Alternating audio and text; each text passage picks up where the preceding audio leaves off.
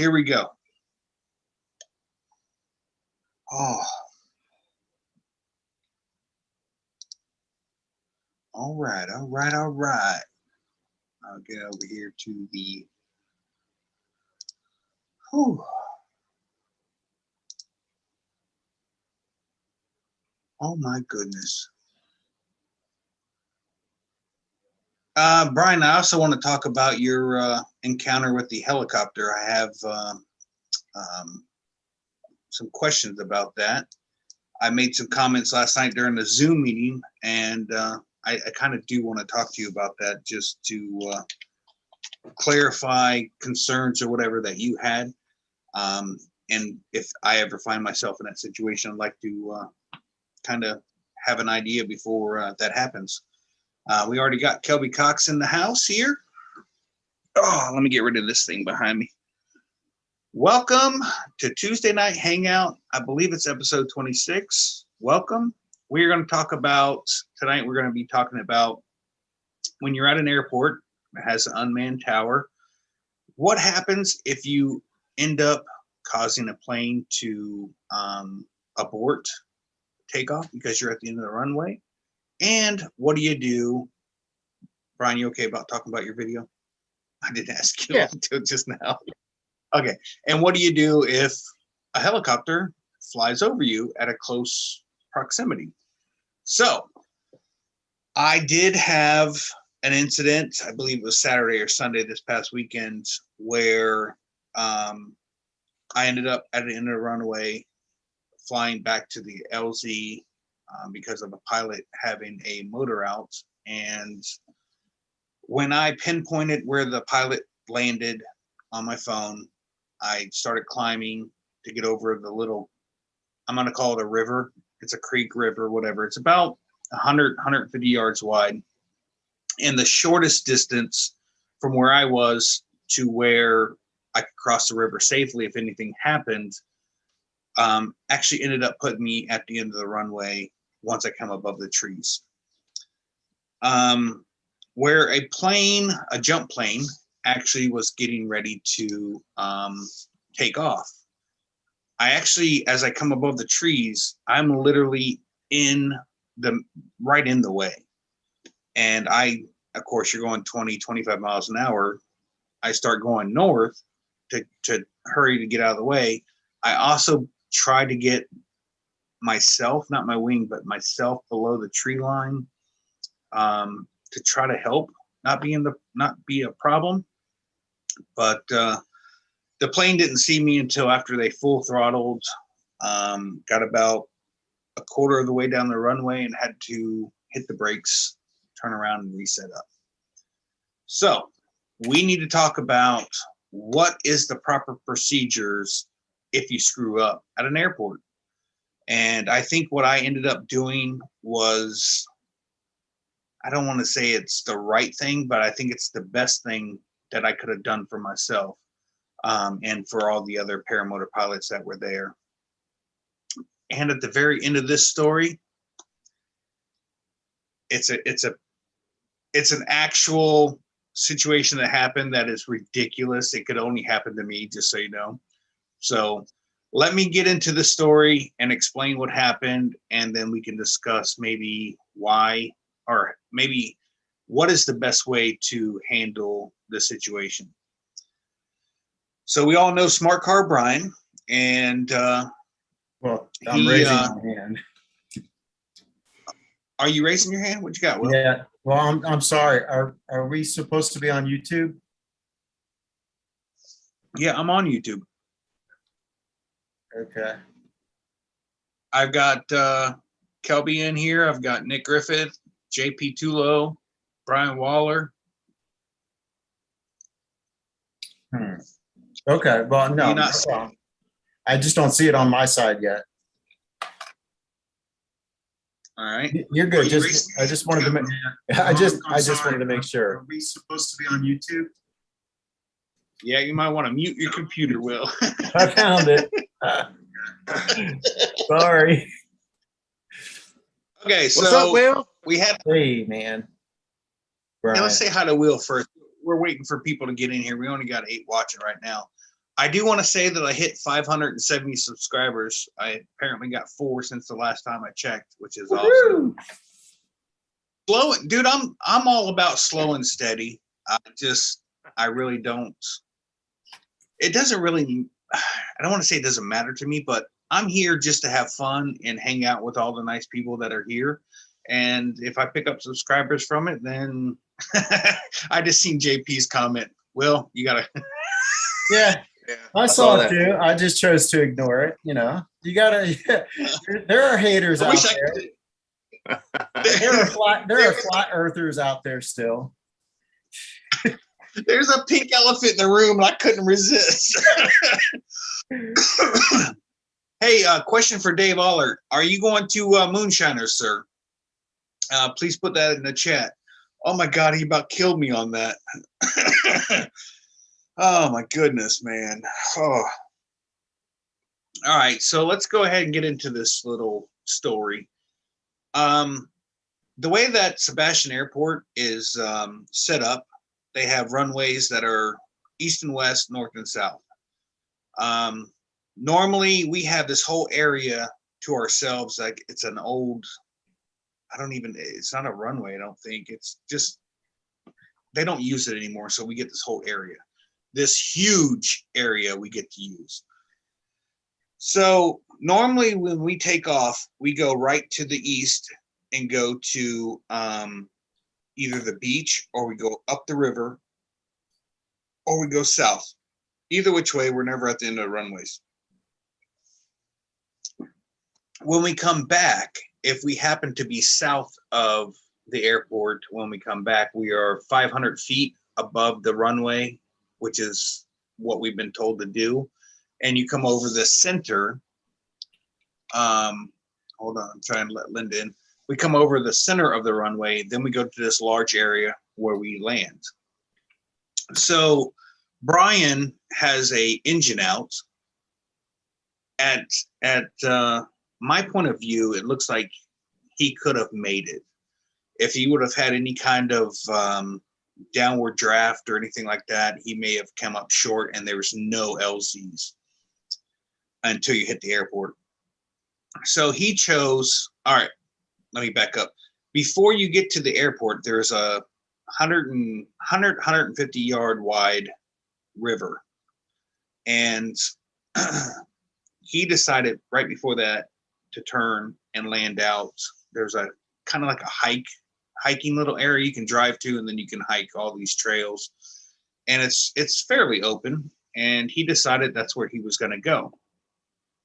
So as he circled down to land, I was so concentrated on making sure I had my pin dropped exactly where he was at, because I've never had to drive in this area.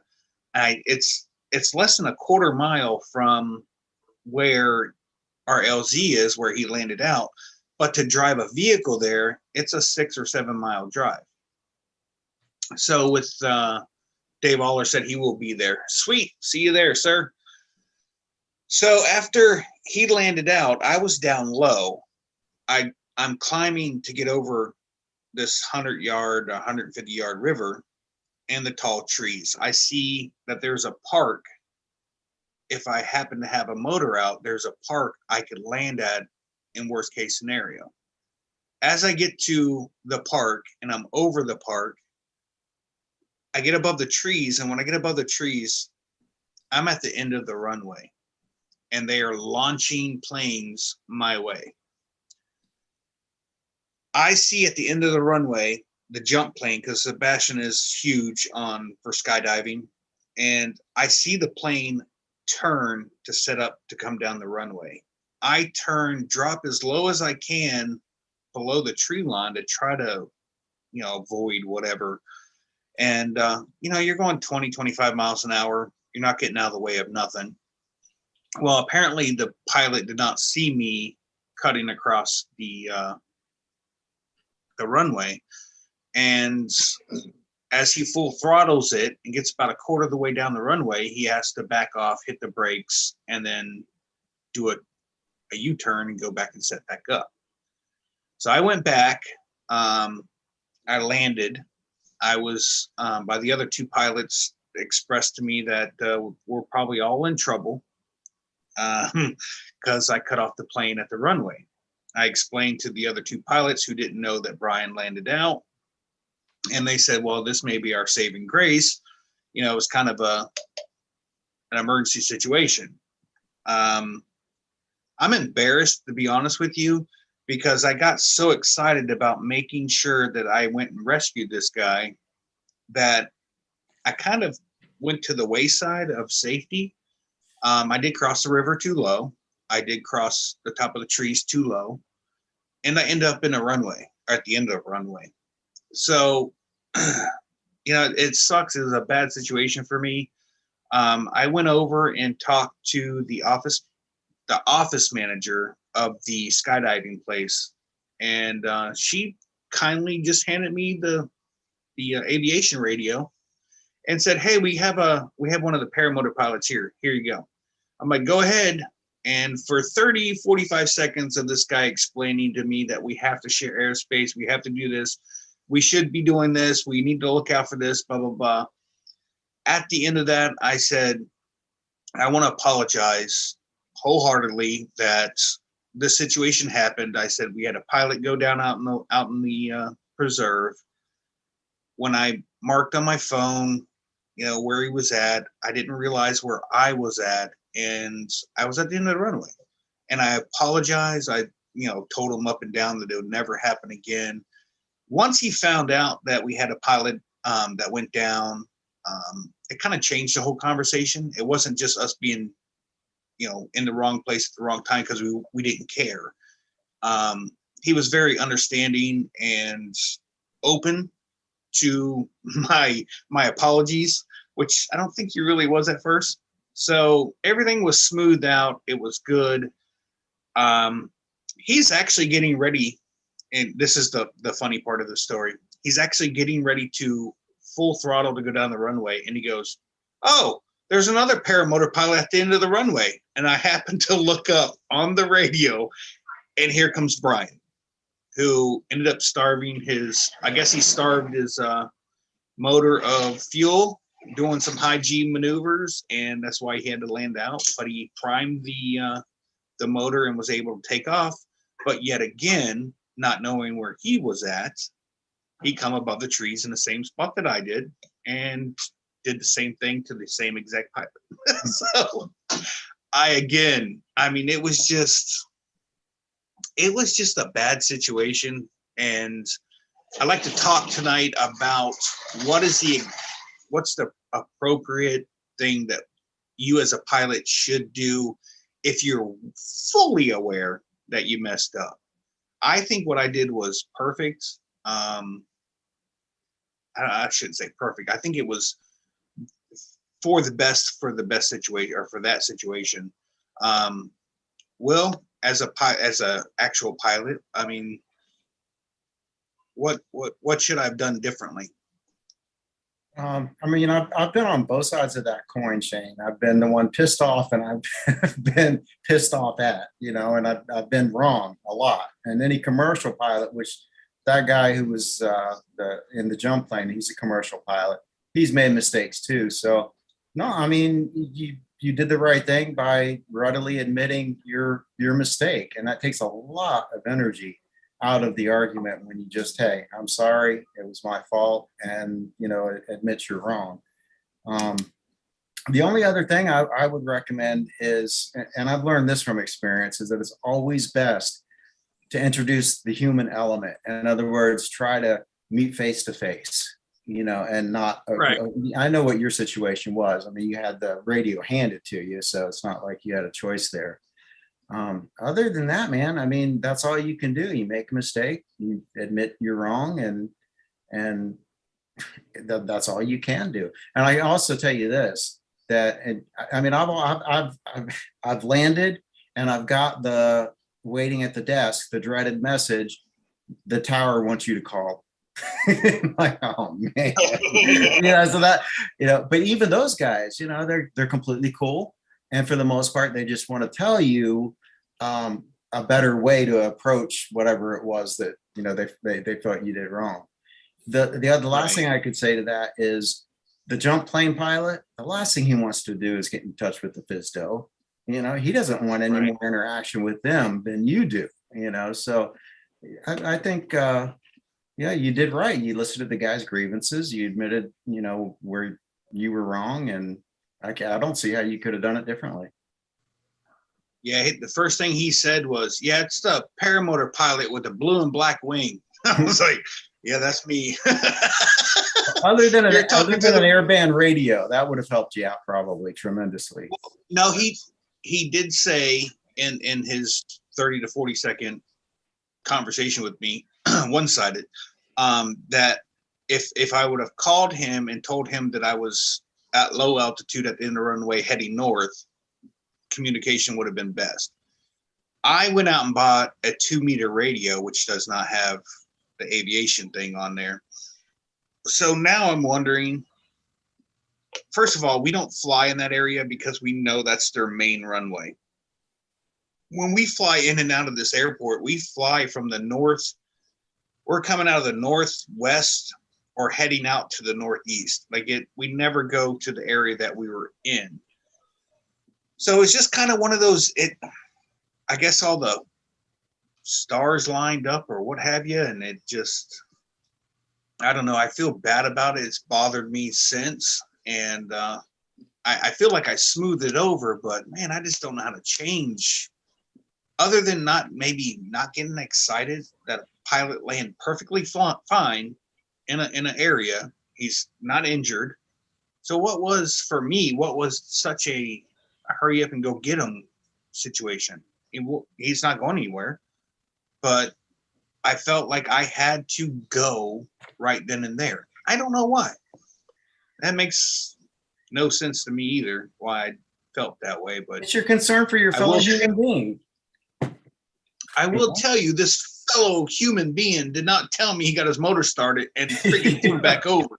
If I would have drove 6-7 miles out of my damn way to go get his ass, and he was sitting at the LZ, I'd have been mad. I'm like, you might want to fly out of there. Come back, here, fellow human being.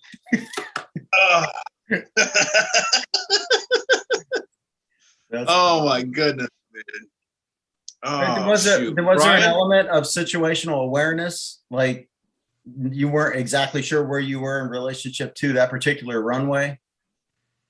No, when I came above the trees, I literally seen this plane at the end of the runway. And when I followed that runway from the plane to where I was at the freaking end of it. Like, I could not have been a better shot of running me over. You know what I mean? It's just like, holy crap, I'm at the wrong spot. Maybe if I had a little bit more altitude, I would have seen it sooner. Could have turned around, dipped below the tree line, and then, went back where I came from below the tree lines, which wouldn't have been a problem for the pilot. It would have been a problem for me if I would have had a motor out, because I would not have been able to make it back across the river. It's just a whole bad area. The whole situation was bad. I admit it. I screwed up, and I just want to learn from it and not let it happen again. It's my biggest not let it happen thing. I just can't do it, dude. Now I don't want to fly out of there. Shane, I guarantee you this other pilot is not thinking about this tonight. You know what I'm saying? I mean, it sounds to me, how did y'all leave it? I mean, was it like, he was completely understanding that it was an emergency situation. The pilot went out, landed out in the woods, and I explained to him in great detail that when I turned to fly back to the LZ, I didn't even have enough to cross the river, which, as a pilot yourself, that's first thing is your safety. And I avoided that safety. And then I had to get above the tree line. And then when I came above the tree line, I was just a deer in the headlights. I was just like, holy crap, I cannot believe I just set myself up for an absolute failure. And that's exactly what this was. I think you're overthinking the outcome. I mean, I think it's settled. No, I do too. Like I said, I haven't heard anything from the office or the airport manager, so I think we're going to be all right. And when I say all right, I'm going to screen share the situation here, and well, maybe hold on. I know I showed you guys last night this whole thing, but You didn't take off out of the airport, did you? Or did you? yes, Okay. yes. So, can you guys see my screen? Yeah. All right. Unfortunately, I did not optimize thing. So, if you follow my mouse, this water right here is where the skydivers literally like skim the water or whatever. But we are parked right here. We have all of this Nice. area to take off and land from. This runway is the one that I ended up. Brian, you'll see Brian come over here and land over here. And when I cross this river here and get above these trees, I come up right at the end of this runway. So you're supposed to just stay on the Horrible. left side of that runway, basically. Well, it's if we come in from this way here, we go 500 feet above the runway and then land. Gotcha. Circle down. Normally when we take off, we head straight over to the beach. This is the ocean. This is the river we cross. We take off here and we actually go this way because it's a smaller area to cover the river, across the river. So Brian is actually looking to land. So right now I'm just following him because I can see him with my own eyes just yanking on his pull cord to get his motor started. So I'm just like, holy crap. I'm like, look at this. This is all trees and stuff. There's really nowhere to land. This is all field, pasture, if you will. And he can land anywhere out here perfectly fine, but then he's got to cross barbed wire fences and stuff. So let's fast forward here.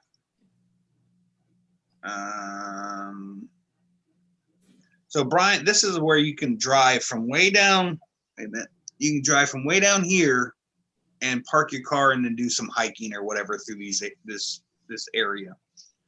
So Brian is now setting up for his LZ, which is going to be in this area right here, which makes sense because if I have to go pick him up, why not pick him up at a place I can get to him with the truck and he doesn't have to walk very far. Now, at this point, technically, I'm at the end of the runway. I am in the way. I'm in the exact, if there was a plane coming in to land, I'm in the exact altitude that plane would be at. Taking off, possibly the same altitude. I don't know why I was so concerned. I mean, he's landed. He's perfectly fine. There's nothing wrong with him. But yet I was in such a hurry, and I fully admit everything I did wrong. I just don't know why I was in such a hurry and didn't calculate or wasn't concerned with where I was at. This is what's bothering me, I guess. So I'm pretty much just getting down close so I can tell him that I'm going to go get the truck. I'll be back. He waves me okay, and I turn to take off. So Brian's okay. No injuries. Why not worry about it? Now, I'm looking over here because this is all trees and there's nowhere for me to glide to if something happens. This is a park right here and happens to be the smallest part of the river or the shortest part of the river. So right now I'm just full throttled trying to get above, and I'm paying attention to this area. I'm not looking over here at the end of the runway. I'm looking right here because I want to make sure if my motor dies out, I can make it to a place to land. So as you get, my GoPro's on top of my helmet. If it's looking down, that means I'm looking down, and I'm not paying attention to any of this. This is the whole airport right here. And at this point, I'm looking in here, paying attention to that. I look out here. I'm like, I can't land in here. Maybe here if something happens. Now, this is where I realize there literally is a plane doing a 90-degree turn right here to set up for this runway. And I'm like, oh my God, I'm in the way. Actually, it's a little bit further I'm a little early on that. I didn't notice it until I was literally in line with this runway right here. I realized, which would be this road right here, is exactly when I realized that there was a plane that is turning and getting ready to full throttle at me.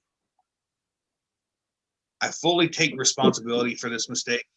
Now I'm concentrating not flying over anybody. Oh, sorry. Now I don't want to fly over the road and fly over anybody. I have nowhere to land. I'm dropping altitude to avoid the plane. And this is my situation. This is literally my worst case scenario for myself. My motor dies right now. I'm landing in the road. Probably gonna get hit by a car. So I'm trying to drop below the tree line so that the pilot can make a safe takeoff, which fortunately for me, he aborted. At this point right here, I realize I can cross the road. I cross the road, avoid the power lines. Do you see the situation is bad all around? Like there's nowhere to land. There's power lines, there's cars, there's airplanes. This to me was just horrible. Absolutely horrible. So I come in, and once again, we could literally take off in this area here, this big field on the other side of the airport line, or the fence. We can do all, take off from here. All of this area is designated for paramotor pilots. So why am I at the end of the runway? Well, you had to cross, but you had to cross the departure corridor there. I still think an airband radio would have completely, been a different Change the outcome. Yeah. Correct. And even I'm if you were just 100% with that. listening, you would have heard. Yeah. The activity. Yeah, I would say that anybody that's taking off regularly at a municipal airport is, pretty active, uncontrolled. Controlled, you have to be able to communicate with the tower, but uncontrolled, you probably need to have AV radio, man. I fly with it. All the local airports that are close to me, I know what frequency they're on. A lot of them are on the same frequency, 122.85. And right. I didn't have it on the other day, but I had it with me because I wasn't flying near airport. But if you're flying out of one every day or regularly, I would have one. Yeah, I don't want to say I'm embarrassed, but I am disappointed in myself and what I guess in that situation I considered overreacting on a situation that was not a life or death. And I think that's why I'm sharing this with you guys tonight, being completely transparent, completely upfront, and said, hey, I messed up. I show you guys that I messed up, and I just want to make sure that other pilots in this situation do not find themselves in this situation, because it really truly was not a life or death situation. The pilot landed out perfectly fine, just as I did. So what was the rush? What was the hurry? I have to go save him. I'm not saving anything other than time. So I'm wanted to discuss this and see what you guys have to say about it. Shane, you're only human, okay? Things happen. I can barely hear you. I have nothing else, like you didn't get hurt or anything like that. You just did what you thought you needed to do. That's how I look at it. Nobody's perfect. Right. And so I'm just saying, so whatever you guys want to input, but yeah, it's just, things happen and you react to what we do. Sometimes, yeah, we say, oh, I shouldn't have done that. I shouldn't have reacted to that. But you know what? Things happen and that's how it is. That's all I can tell you. Yeah, right. You remember when we were was it Bad Apples and Eric he had his throttle or his cable come off of his car? Was that Bad Apples? Yep. Okay. Yep. I flew over him too, and you probably don't even know who it was, Eric, but I tried to yell at him. I even ended up calling you on the phone, but you couldn't hear me. And you probably couldn't hear me as I was yelling at you on the ground because you had your headset on and stuff like that. wonder if there's like, certain hand signals that you can give, like, hey, I'm okay, or something, so that completely removes the emergency from the equation. Okay, if someone's got to wait 30 minutes, so that's one thing. If someone's got a broken leg, that's Right. completely different. Has anyone ever thought about like hand signals like that? Did they talk about that, Brian, at Aviator? Yeah, I mean, I there's know a it. universal distress signal that everybody knows, man. When you throw the hands up, start waving, But yeah, a thumbs up or a double thumbs up, something that somebody could see from flying low over you. That's a pretty straightforward one, I think. No, You're they right. taught us foot signals while flying, but they did talk briefly about, some hand signals too. A lot of people don't know waving the legs forward and backwards is yes, sideways is no. If you don't have any other form of communication, you can wave your leg sideways and try to wave somebody off, but not everybody knows that. We learned Lauren at Four Winds was saying if everything's good, you put your, do the scissor thing. If you don't want something, then you crisscross your legs to say no. But as a pilot on the ground, someone flying over, how do you communicate other than thumbs up? Brian just went like this, like put his hand over his head, like I'm good. And are you sure that wasn't him trying to start his motor? He's probably stuck in that mode, man. So I'm gonna edit this video and I'm gonna try to zoom in on my GoPro, and you could just see him. He looked like working out with Jane Fonda. He was just doing crunches, dude. The whole way down. He was just Richard Simonson all the way down, dude. He was just going to town. And I was just like, oh, he's got a motor out. And I started laughing, thinking, I was laughing because I knew from the angle we were at that he, what? What? Was about Jones. Anyways, so I was laughing in the video thinking that he was just going to glide back to the LZ, but then he turned and I was like, oh no, why is he going there? And well, long story short, I still laughed at him, but apparently he just did some high G's that starved his carb of fuel and had to prime it and get it going again. Meanwhile, I'm over there going, sorry. What are you going to do, man? I guess my question is, what can we learn from this and how can we avoid repeating this in someone else's situation? What So what I think, have learned from the scenario would be don't do high G maneuvers. And I think I got that one pretty much covered. All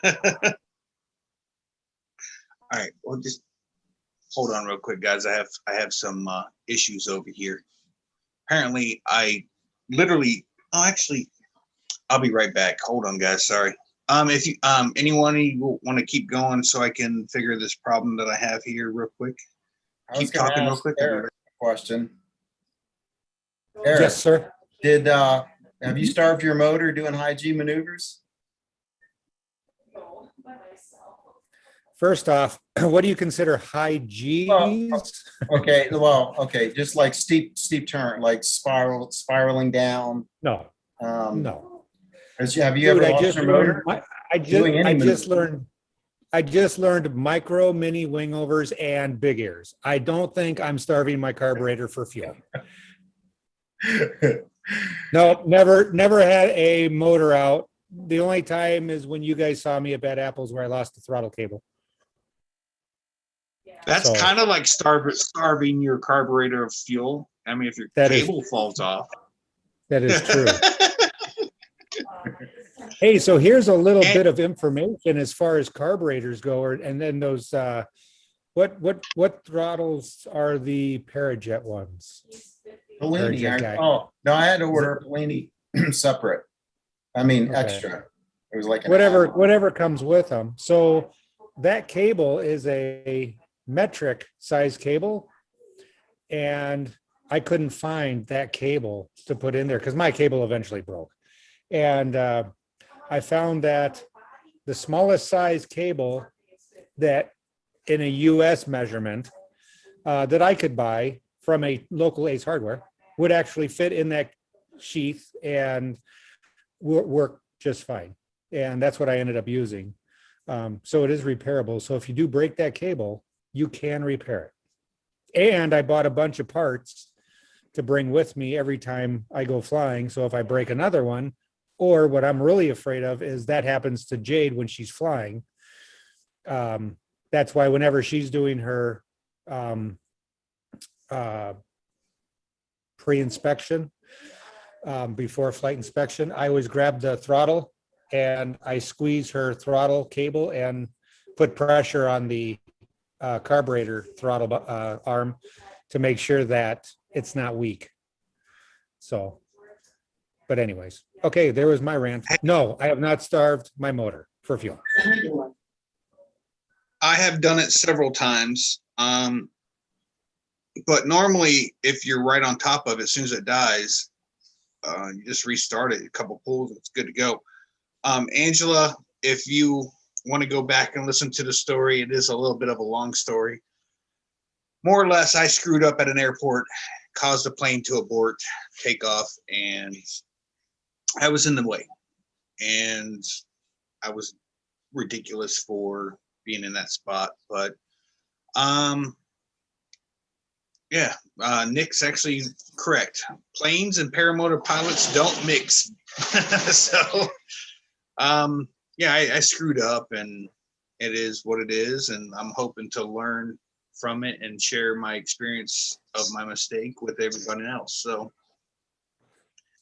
anyways, as for starving, anytime I'm at the point now, I think I need to, Eric, I got a job for you when we get to Moonshiners. So I think my motor's running too rich. I got oil coming out of the fuel box or out of the air box. And I think the idle's too low because anytime I even do wingovers now, it's flipping, shutting off on me. So How many RPMs at idle? I have no idea. I got it on how many hours? Hey, Shane. I've never It's hard checked it to out. count that What's up? fast, man. I think that what that probably could be is the little exhaust port that is in the cylinder. If you take off the head, you should see a little exhaust port. After a while, that gets clogged up with carbon. And if you clean that out, your power comes back. I have plenty of power. I don't know why the oil is coming out of the fuel box, air box. I don't know why I call it fuel box. Jesus, air box. I don't know. We can venture into that here next Saturday, or yes, maybe after Sunday morning flight at Moonshiners, just so you guys know. When you take your air box out, or when you take your air box off, have you checked to make sure that everything is bolted down tight? Yeah, the box is tight. I have not checked the filter. It's actually been, I want to say it's been 36 or 37 hours since I've taken the air box off. I normally, I use hot water and just wring the sponge thing out and then spray it with a little bit of WD-40 to keep all the debris out of it and put it back together. But now I've just noticed that it's starting to drip oil out of it, and it just started doing that about 5 hours ago. Yeah, you should use the motor oil that you mix with your gas, man, instead of WD-40 on the air filter. Okay, good to know. That's what I heard, and that's what I've been doing. But I will, yeah, the Red Armor is good stuff. So Brian, any words of, or actually, let me ask Sean first. Sean, any words of my story you can enlighten us on maybe a better idea or a different outcome?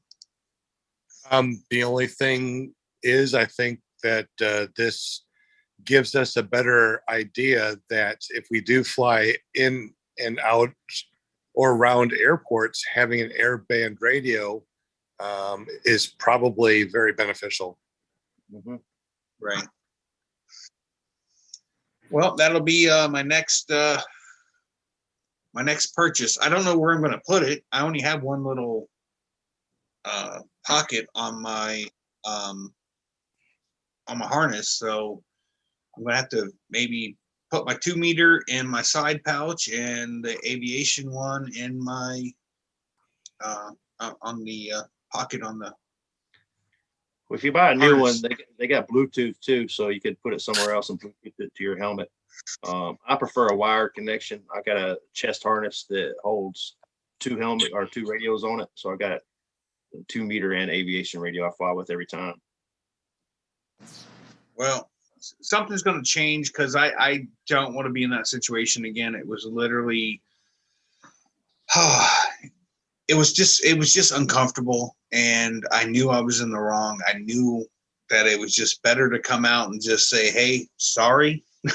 So I just, it is what it is, and I hope everybody in the future learns from my mistake and can maybe change that. First of all, if a pilot doesn't hit the ground other than landing, it's not really emergency at that point, correct? I mean, he's not injured. I mean, you don't have to be injured to declare an emergency. No, I mean, for my feel of having to rush to get back to land to go get him was not really. No. It's not really a emergency at that point. You know what I mean? It just, I don't know, dude. I just felt. Were you not able to call him or get him on the radio or anything? Oh, I totally could see him. He was fine. He landed perfectly fine. He landed like any other landing, and I just was in such a hurry to go back to land, to go get my gear put away, to go get him. And for what? It just, I mean, he didn't trip and fall on landing. I just had this unbelievable feeling that I had to go get him. Like I had to be there right now. And it just doesn't make any sense to me now that I think about it. Hindsight being 2020, at the moment I felt literally like I had to go save him. And it kind of feels dumb saying that, just so you know, out loud. But I share everything and I don't hold anything back. So here I am. This is me. Actually meant like give him a call to find out, is he stuck or can he restart his motor? Well, here's the thing. He waved me off to say, okay, I'm good. So I took off immediately back to the airport. I could have, well, in that situation, if I wasn't in such a hurry to get back to the airport, I could have texted him and said, hey, are you good? Did you get your motor? Can you get your motor started? Whatever. But I literally was climbing to get over the river, over the trees, to fly in front of a plane, more or less. It is, I mean, like it's compounded, the problems compounded itself all of a sudden, and it was all because I was in a hurry. If I would have just maybe circled up and climbed to get to be able to see over the river, over the trees, to see the airport, maybe then I wouldn't have been in the middle of the runway. I could have, oh crap, I need to go north, and then go north 10 minutes and then come over. And this story would not even have ever happened. But I was in such a, I need to save him mode that I made an ample amount of mistakes, and it shows. I mean, I've literally screwed up, and I'm just trying to share that. Maybe we can learn from it outside of the aviation radio thing, which would have been great because the pilot said, yeah, if you would have just told me you're at the end of the runway heading north, I would have waited. He's like, but when I already full throttled, which was kind of all happened at the same time. I noticed him. He didn't notice me. He full throttled. I was trying to get the hell out of the way. And yeah, just, I don't know. It is one thing after another. And, but yeah, airband radio would have definitely changed the outcome of that to a more simpler explanation. Yeah, and I think So that you know, that we could take away to for all of us to remember if anything happens, just relax and think everything through. And then I think with you making that mistake and being at the end of the runway, I think the best thing you could have done was to go looking for them. If they had to come looking for you, they're going to be hot. If you go looking for them, you know, with your hat in your hand, obviously you made a mistake like we all do. And so that's why it smooths over and everything's fine, probably. You know, I think you did good with it. Mhm. yeah, I think the process afterwards of all my screw ups, going and apologizing and everything, I think that worked out great. I just, God dang it, I hate being in that situation, and I placed myself in it, and I had to deal with it. Well, keep learning. Speaking, yeah, Yeah, right. it's not going to be the Speaking last of, one. oh God, I hope so. Oh Lord. So what is it? The last. So a lot of you guys don't know. I kept this a secret because I've literally debated back and forth of whether or not to put this video together. But a couple weeks ago, I was flying the compound. I left the compound and went down to a rural area, which it actually has a busy road. It's called Heritage Parkway. And I was flying next to it, which has a very wide gap between the road and the sidewalk. And I was down low and I was flying a sidewalk, and it was like a Tuesday morning. I didn't really even pay much attention to anything. I wasn't flying over anybody. I was being safe.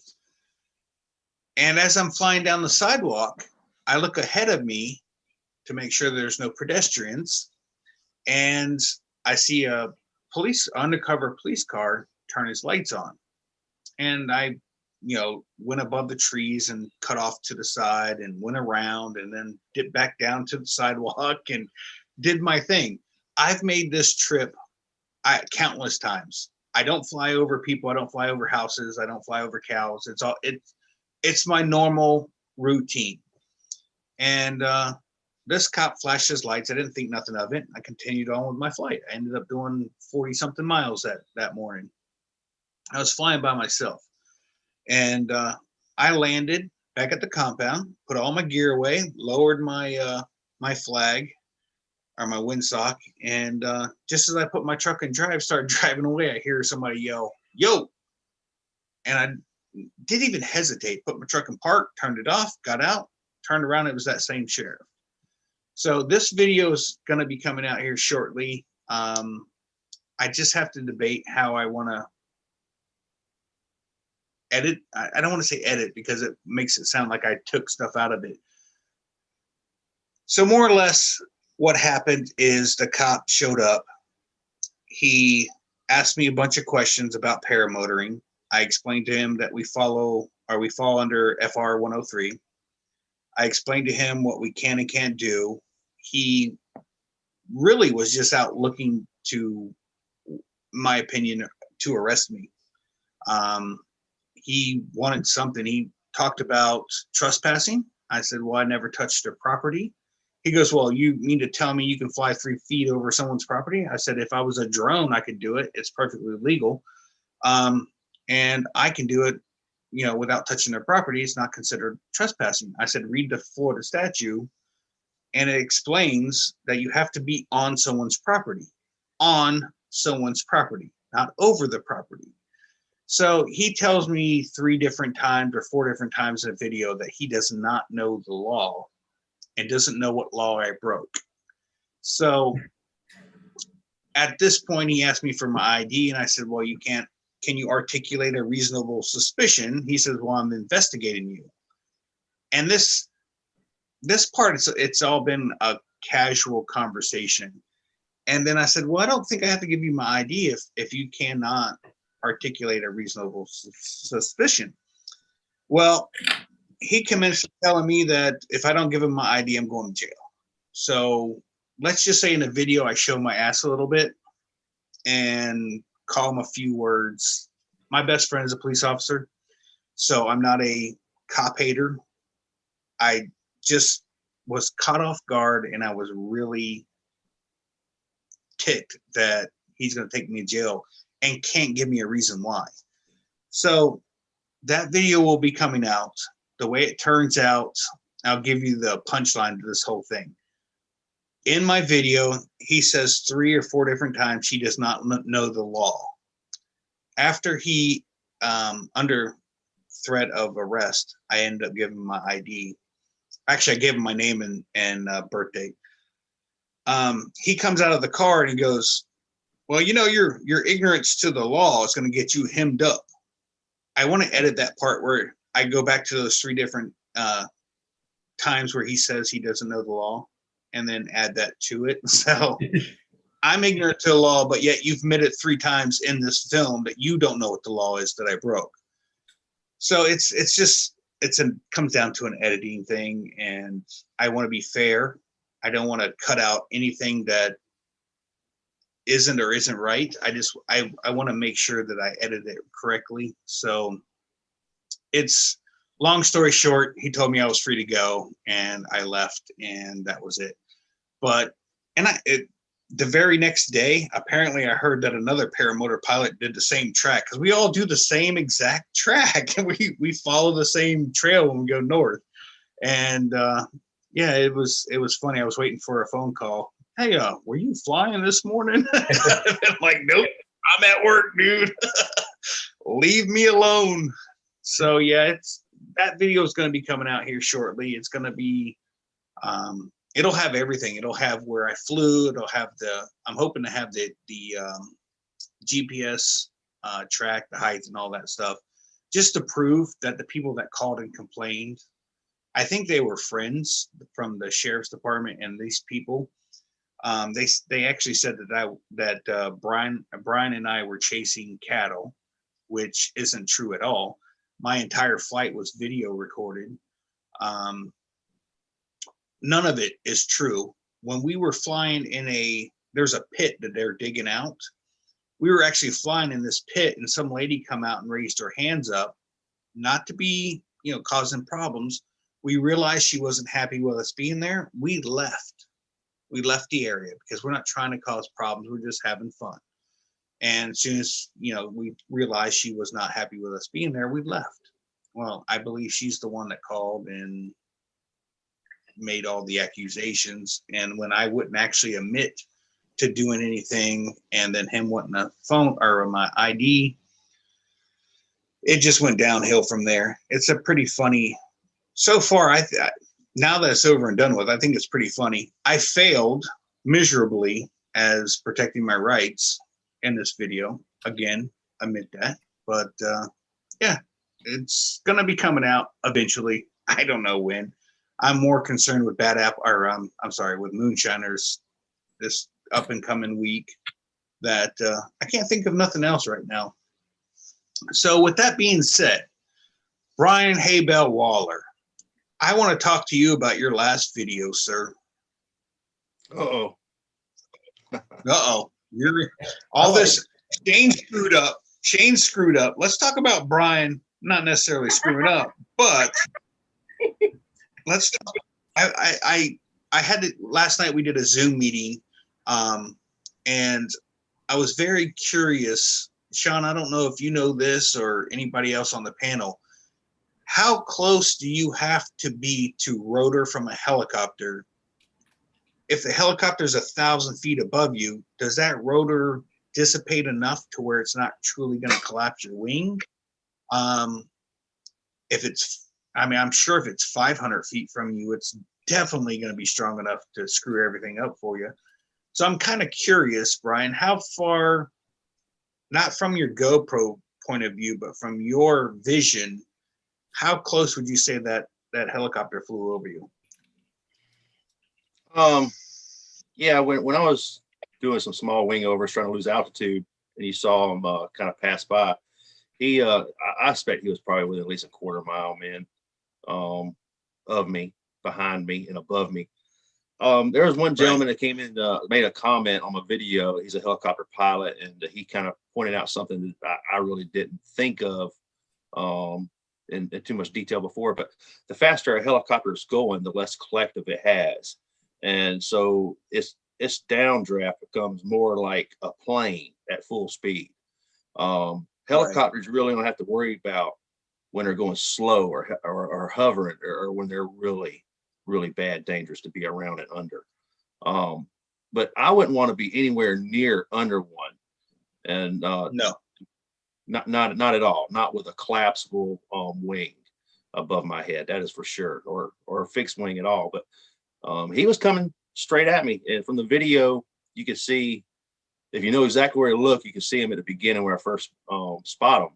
And I let a few choice words out there when I see him, and because I was flying pretty high, so I had favorable winds, and I knew that there would potentially be military helicopters coming through that area. We see them every day, starting about 8 o'clock in the morning till 5, 6 p.m. in the afternoon. There'll be military helicopters. They're usually up around a couple thousand feet, but occasionally you'll catch a Chinook coming through lower than 500 feet, and you know, they'll just come right across the deck, man. And you'll hear them coming. I don't want you to think I'm disingenuous on your concern, because I would have definitely been as concerned as you were in that situation. I was just kind of curious, and it makes sense. The faster they're going, the less the rotor is. But I'm just, in that video, I was just like, holy crap, what do you do in that situation? And I mean, for you, you did exactly what I think you should do, is try to get away from it. But then I got to thinking, I was like, how far away do we need as pilots to be concerned of downdraft from a helicopter? That was my main question, I guess, last night. And I told everybody I would reiterate this again. I didn't want no one thinking I was talking, down or about you. I have concerns about helicopters. I just don't know if a helicopter is 1,500 feet above me or 1,000 feet. Am I really in any kind of danger? I guess my question is, because I don't know. Yeah, I mean, I don't know. I haven't done wind speed measurements underneath the helicopter 5 and 10 minutes after it passed by at different altitudes. I wish I knew the same thing. I know that they kind of terrify me, the thought of getting under one, and it collapses my wing in a way that it gift wrapped me. That's kind of like the worst case scenario there. Going back and watching my video kind of makes me cringe. A couple of things I did and didn't do quick enough, in my opinion. It took me too long to assess. That whole time I'm sitting there, you see me with my right hand holding the riser, and that's a whole other thing that concerned me. But it took me too long to process whether or not, because I saw the black speck and I could tell it was a rotorcraft, and I was trying to figure out, I knew he was just higher than me altitude wise based on the horizon. I was trying to figure out exactly which way he was going, and I couldn't tell. He was veering either way, and it took me, and finally I realized he is coming straight towards me. And at this point, I make a 90-degree turn to the left, and I start doing some small wing overs. They're probably bigger than they looked on the video because of the background stabilization. But anyway, I was trying to lose some altitude. Your comment, I saw it, big ears, absolutely, dude. Maybe had I completed a SIV class and done big ears and other stuff. I've never done big ears as of today. I've got 150 flights in, and I've still never done them. It's never been a main goal of mine. I think it looks cool, but that would be, if I was confident doing the downward spiral and coming out of it, that would be a really quick way to drop some altitude. But all these are things that I'm not practiced at. I did some wing overs. I turned away from him. I knew the wind direction, and I knew his rotor would be going down and traveling with the wind. So I knew I was headed away from it. I was just hoping I was getting away from it fast enough. Were you heading downwind or were you heading upwind? I was heading into the wind. Okay. He was headed downwind. Okay. I will tell you, Brian, at no point was I making fun of you or trying to put you down on anything that you did in that video. I just have questions. Watch it now.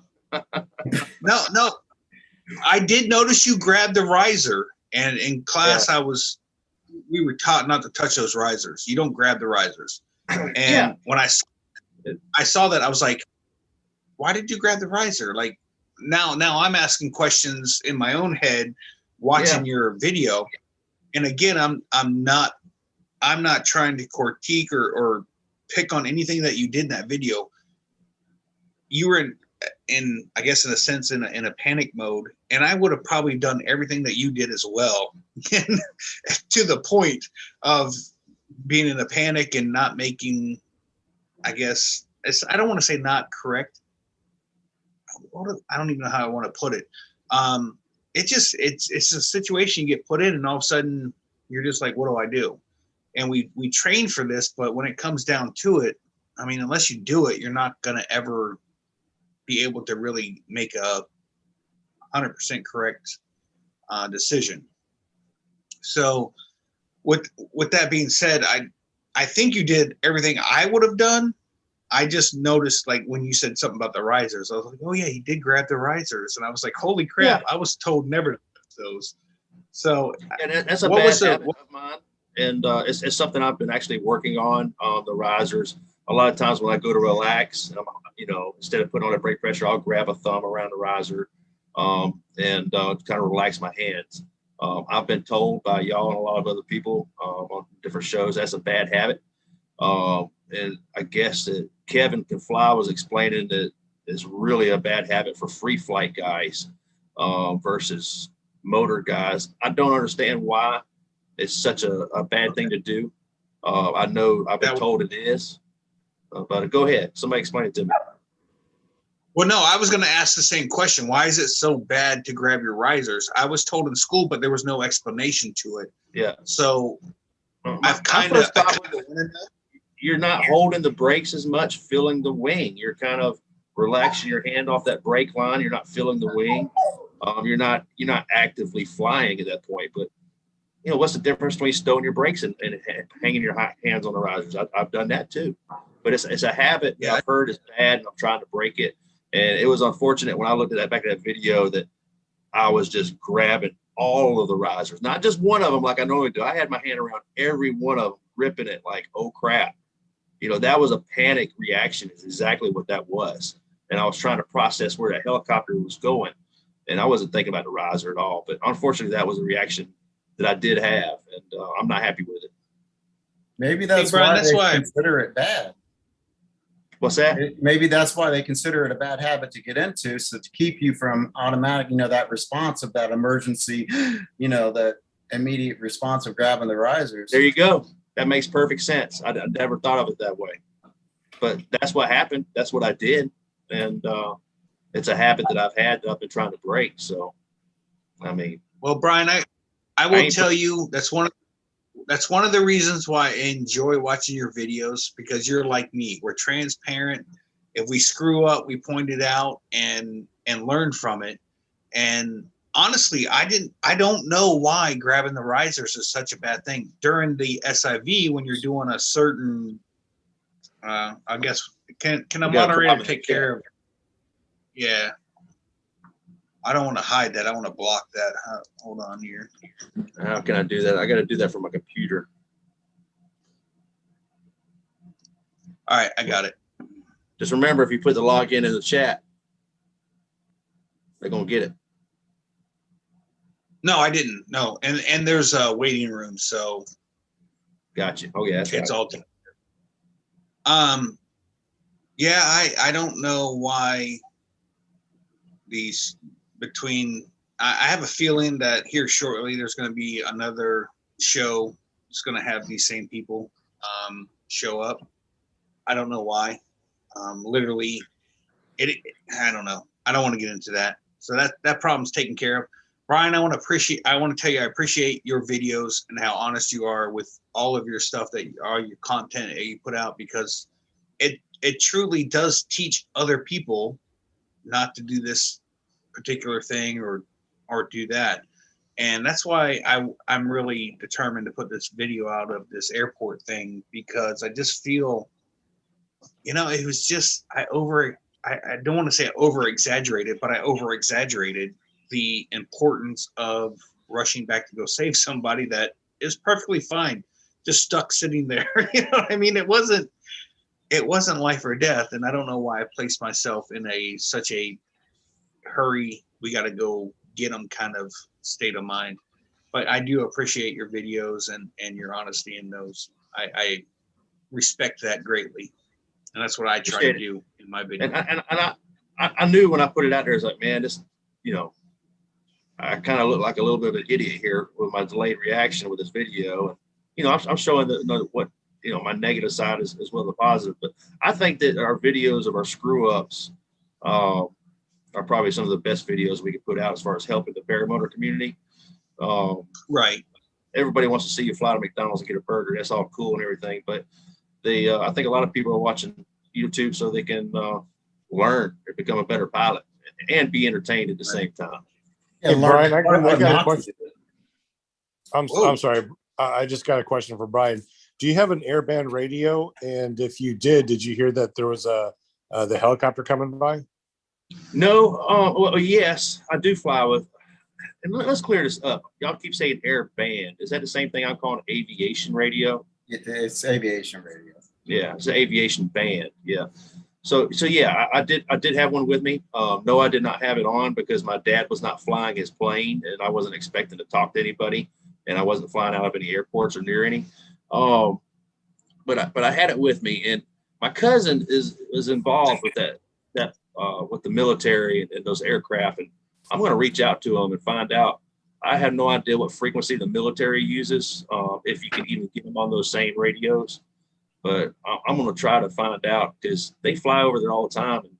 And, it would be nice to transmit, paramotor pilot, dislocation, and direction occasionally, just to, because those guys, they're cruising out, man. They're doing well over 100 miles an hour in those helicopters. Right. Is that an MOA there, that area? Military operations area? No, and there's no military flight pass listed on SkyVector.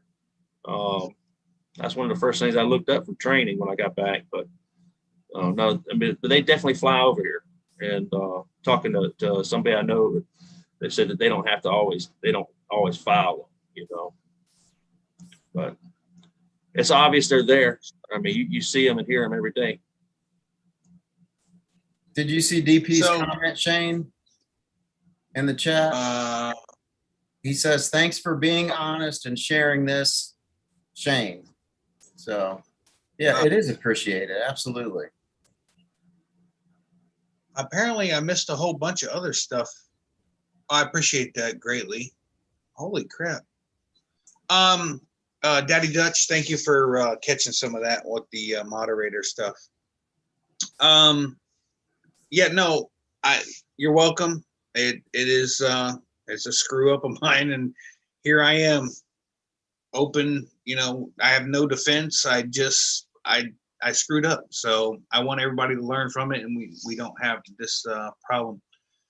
Tony asked in the chat, what the heck? Wait a minute.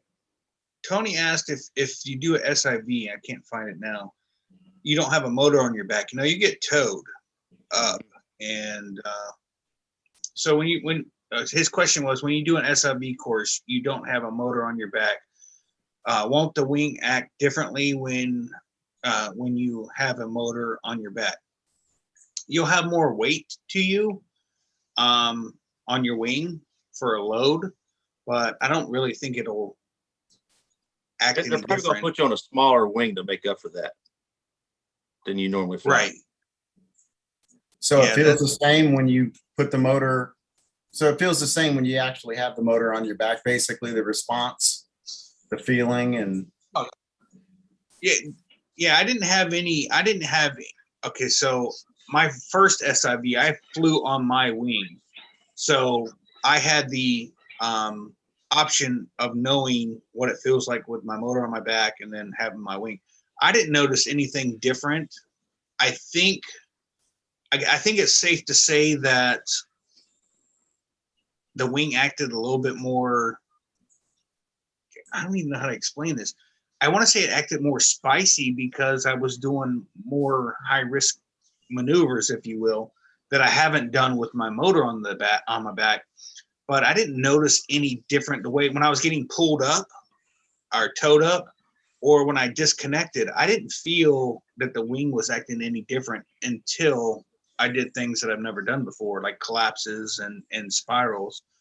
I still have not done a spiral with my motor on my back that I did during the SIB course.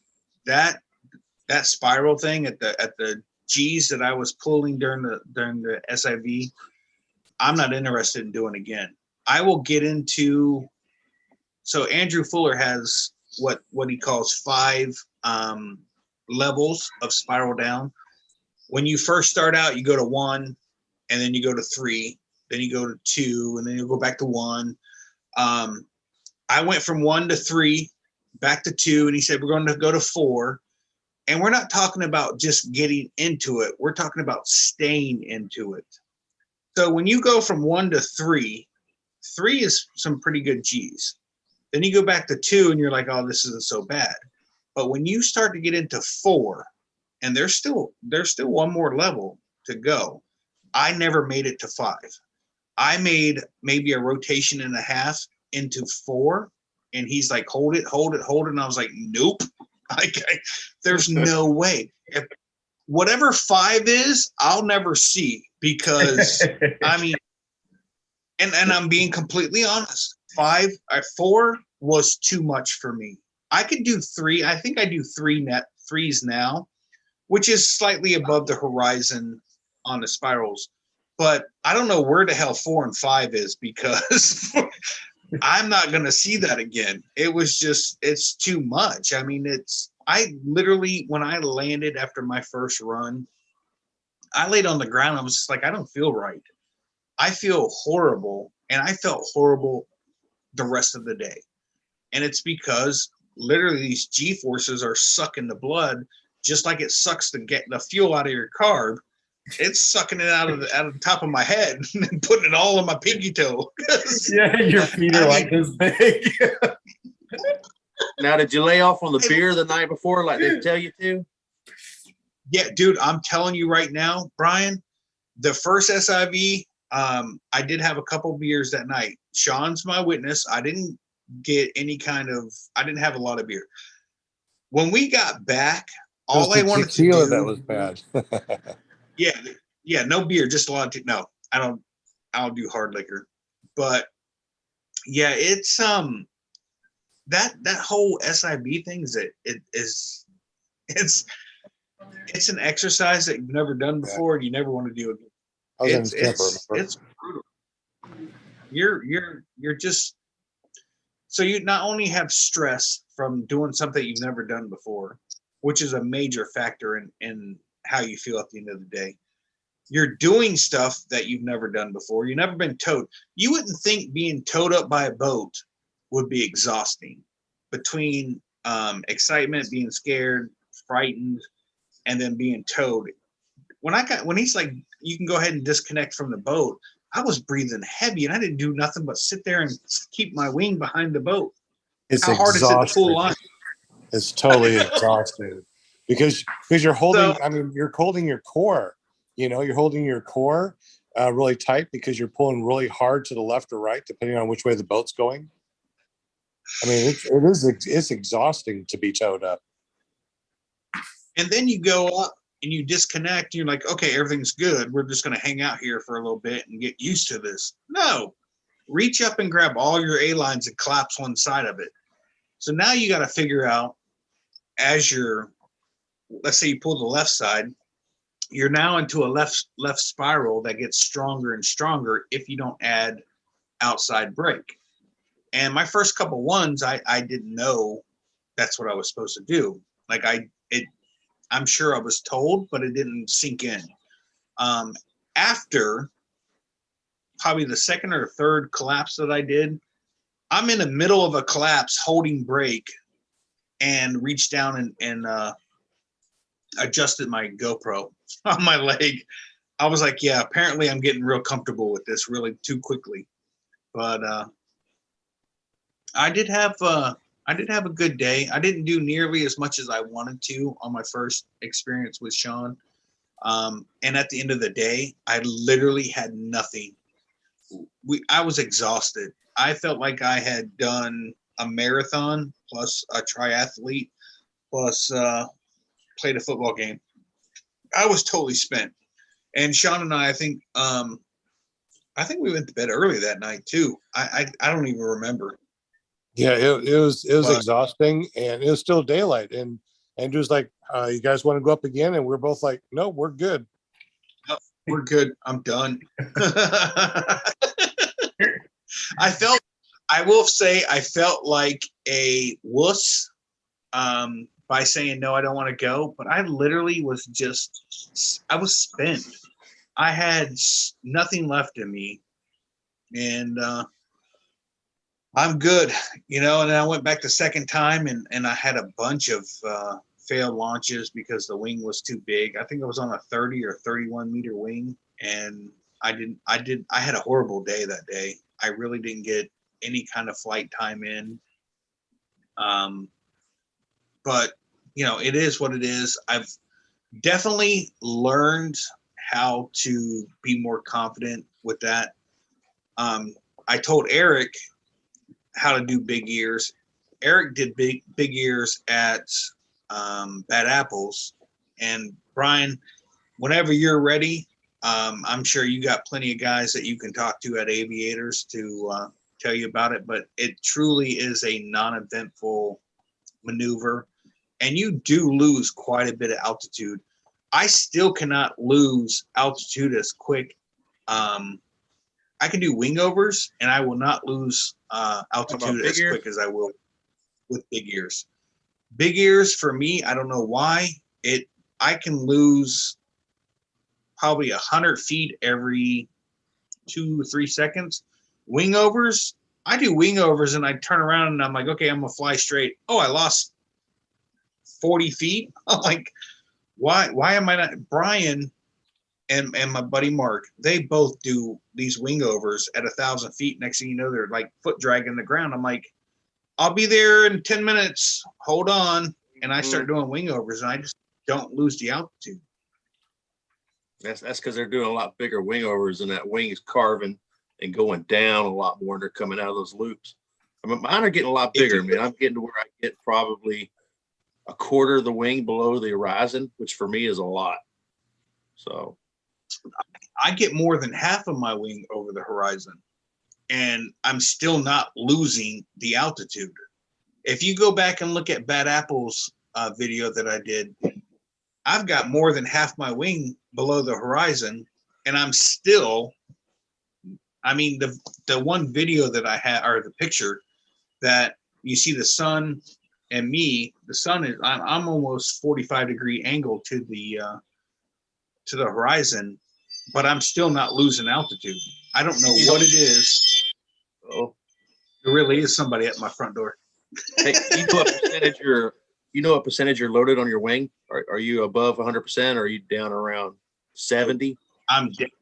Nope, I'm dead center. I'm 50%. I'm middle of the weight class. Well, there you go. That's it right there. That's a huge part of it. When you're heavily loaded on your wing, you're way more dynamic, man. Right. I'm flying my Mojo right now with my new retractor trike at somewhere around 95% loaded. If I'll try my Spider, I'll be at 101%. And I talk to a lot of people that regularly fly 120, 130 percent loaded on their wing. They're not guaranteed to, they're basically unrated once you get outside of their weight ratings. They classify them as unrated at that point. Right. But yeah, if you're only 50%, I think what I heard at Aviators is they recommend somewhere around 70 to 90% loaded for pretty much everybody. I have no idea. I know I was heavier when I bought that wing than I am now. I'm down to I think 215, 216, somewhere in there. And when I got that wing, I was almost 240. So I've What size lost wing quite is a it? bit of weight. It's a 27 meter. Well, good for you But losing the weight, I man. Yeah, man. yeah, yeah, it's not been any fun. I cut my hair is if that helps. That was definitely a couple ounces right there. But I don't, Brian. I mean, if you talk to Eric or one of the instructors over there, they'll tell you that those big ears, it's absolutely nothing. Again, I didn't do big ears until the SIV, but it truly is a a non-eventful maneuver. Oh yeah, But I get that. you will definitely, you take almost 50% of your wing and collapse it, more or less. So you only have like 50% or 60% of your wing flying. So you cut out a great big sail by 50% or whatever, 40%, and it definitely helps you get down. That's for sure. So Just you don't can't do pull big all. ears and wing overs at the same time, though, right? I mean, you're doing big No, ears, you're just kind of flying straight and dropping. right. You should stow you should stow your brakes, grab your outside A's or outside A on each side, and then just pull it down. And you want to reach up as high as you can and then pull it down as far as you can. And you'll literally feel yourself just go bloop, about a 4 foot little drop, and then you just level out. You don't feel any.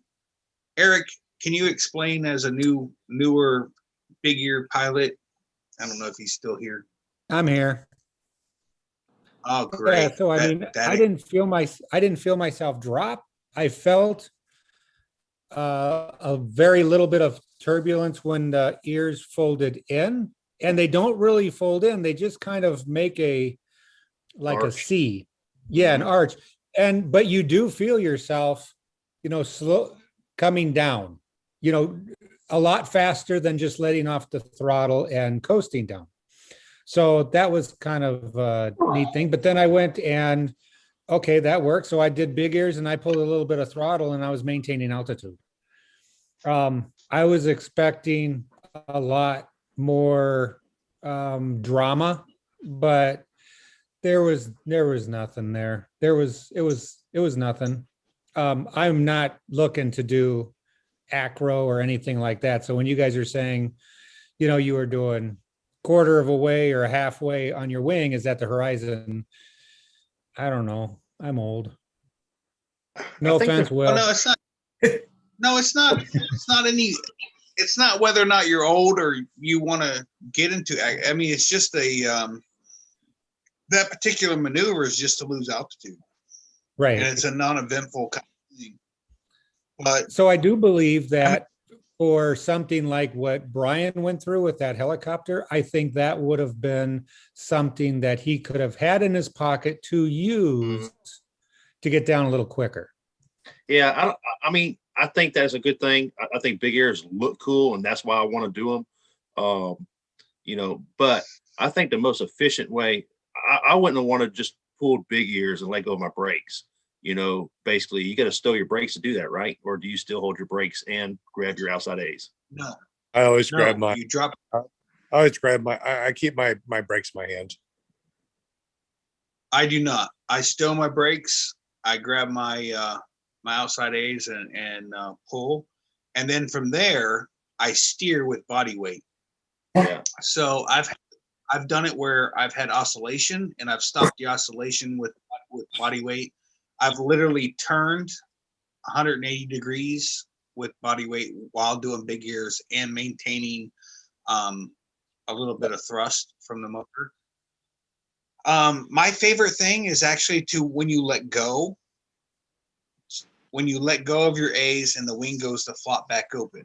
my goal every time is to have my brakes in hand, just because it for me there's no reason for it. You can let go of both. You want to let go of both evenly if you can.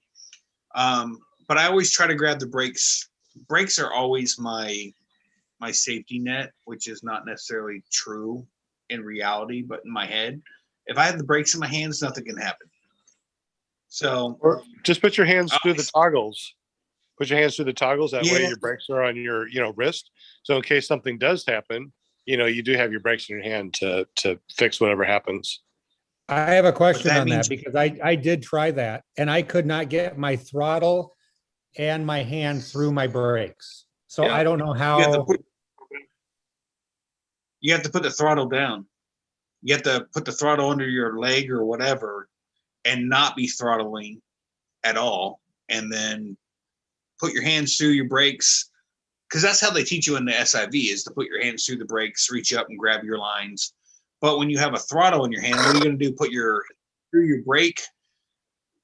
Let's say your right-handed throttle. You put your right hand through the right brake, reach up with your left hand, put the throttle in your right hand, and then In an emergency situation, you ain't got time to do all the crap. You ain't got time. Oh, here comes a helicopter. Let me stow my throttle, stick my Right. hands through my brakes. I mean, Right. I don't want to give up control, letting go of the brakes. If you're pulling big ears, you've basically given up control. You're just dropping a little faster than you could. I think that the best move would have been to spiral down and to lose as much altitude as quickly. But my vector, my direction was what gave me confidence too. I knew I was going away from his downwash. But I think if you want to lose altitude, man, spiraling down is hands down the best way. And I won't go into a tight spiral, but we've all spiraled down to a field before and low leveled it. right. A spiral Have would you also brought- make you more visible. Yes, You show more surface of the wing. exactly. And that's one of the first things I did was I waved my wing because I just wanted to make sure he saw me.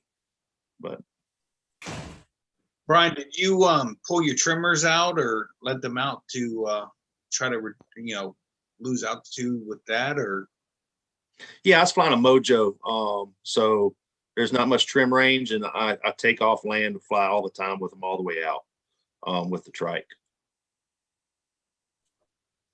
yeah, that's not going to happen with my wing. I have taken off and landed with my trimmers all the way out, and I felt like Forrest Gump both times. I just kept on running and running and running. It doesn't. Hey, Coming in hot. we got the wheels and a long runway. It just doesn't matter anymore, man. Yeah, it doesn't matter. Just, the speed. So yeah, that's the really nice thing. I have not foot launched since I've got my wheels, and I've flown Really? probably 30 times. I've literally flown more in the last month than I have any other month as a pilot. I have flown. I got up and flew over an hour, about an hour and a half, something like 8 out of 12 mornings. I had 7 mornings in a row. Put like 30 hours on my motor in the last month. We're losing them, Shane. Yeah. What's that? We're losing them. The dark side. Yeah. Yeah. No, it's fun. And the thing is it's fast. You go a lot faster with the trike because you're weighted.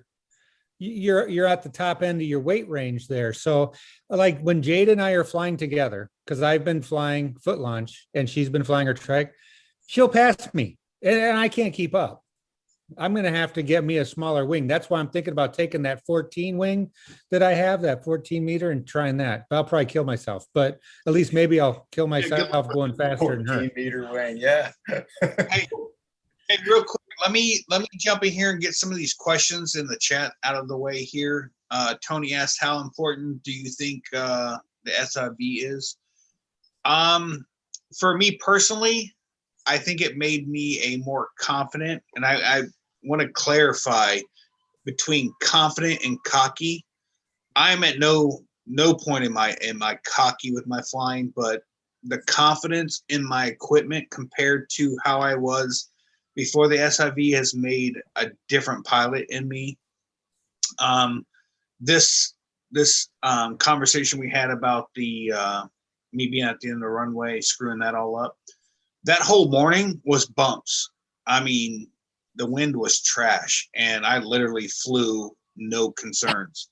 Before the SIV, if it was not a smooth morning, butter air, I would come back and land, put my gear away, and just start making breakfast. I was like, screw this. But now I know for myself, I know what my wing will and will not do, and it made me more confident. Sean, what is your opinion on the SIV course? Well, As the for a new SIV pilot? course, the first time that I took the SIV course was 6 months into my flying. And when I did that, I felt like I gained another 6 months of experience just from just going to the SIV course. Meaning, just like Shane said, it's not like you go there so you can put on the motor when you get back home and start doing spirals and sats and all these different type of acros. It's there for the SIV is just for you to know what your wing can do, what it can't do, what it does in certain situations, and how to fix it. So it's been years. I did 3 SIV courses, and I'd never done any acro out of the SIV course. The only thing I usually would do is maybe mild wing overs, because anything you do with high G's with a motor on your back is going to stretch your lines out. And when you stretch your lines out, you got to get them replaced. Now that Roadster 3 that I had, right? I went to the 2 SIV courses, and I did a lot of flying. I sent my wing in after 300 hours, which was only 1 year, and they failed the lines. They failed it. They failed a lot of things on that wing. It was still crispy. I swear to God, you looked at it, you'd be like, this is brand new. It's a 2019 wing. I sent it in 2019, and guess what? It was not airworthy. So that's something to think about too, guys. If you ever buy a used wing, it may look brand new. It may be a new wing as far as like when it was manufactured, but depending on who used it and what they did, it could be failed. So be careful about buying a used wing. But yes, SIV courses, amazing. All right. Anybody else want to chime in? If not, I got another question. I got a question on that. What if you're just putting around the sky? Is it important to go to an SIV? And I will be honest, I'm a little freaked out on things that I have heard about the SIVs. So with all that information, is that important for Jade and I to do something like that? Be afraid. Be very afraid. No, I agree. I agree 100% with Brian. I'm going to be, I don't want to say politically correct, but I'm going to choose my words correctly. For me, the situation, I had a different experience than Brian. After looking back, I do have some concerns about some things, but I didn't get into full stalls. I did not get into anything I feel would have been life-threatening. Taking a swim. Sean did. I did the horseshoe, which is reaching up, grabbing your 2A inside A lines together, putting them in one hand, and then with your other hand reaching up and then pulling down, which turns the inside of your wing into a horseshoe. I literally had no issues with that. Sean ended up doing it and having a riser twist, falling 1,000 feet out of the air in seconds.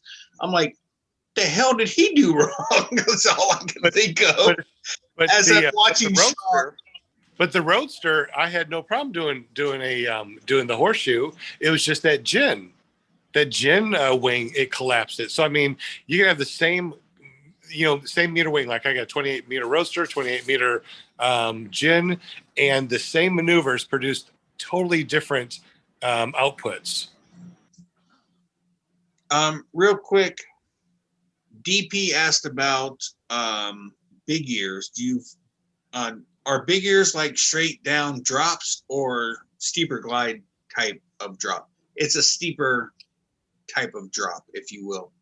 when you first pull them, you're going to feel a little bit of lightness in the seat, but then it comes back, and you do notice that you're falling faster, but it's not like out of control.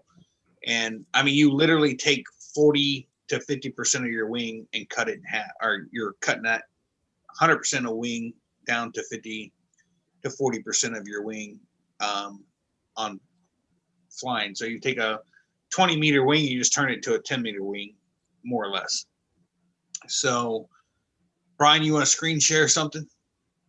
I do like this video, by the way. It is. Oh, no, I was just showing you a picture of what can happen at an SIV clinic. You know, you can also take a swim. I ended up on my second SIV, I ended up twice in the water, and I never got more than 10 feet off the ground. Just so you know. I could not bring that 3-meter wing up to save my life. It wasn't until the end of the day, I ended up doing a reverse because the winds picked up enough. And so my very first attempt on my second SIV, I took off no problem.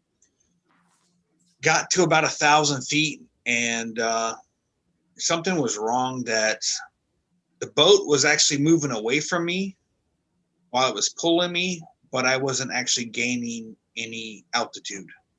So after I got to about 1,000 feet, they told me to pin off and come back and land. And then I had nothing but troubles after that all day long. I ended up in the water twice. Once just on the shoreline. And then the other time I was literally correcting my wing, and when I looked down, I was in the water. I was like, oh shit, that was fun. It wasn't until the end of the day when I could reverse kite it, turn around, continue to kite it, and then get launched into the air, that I actually have.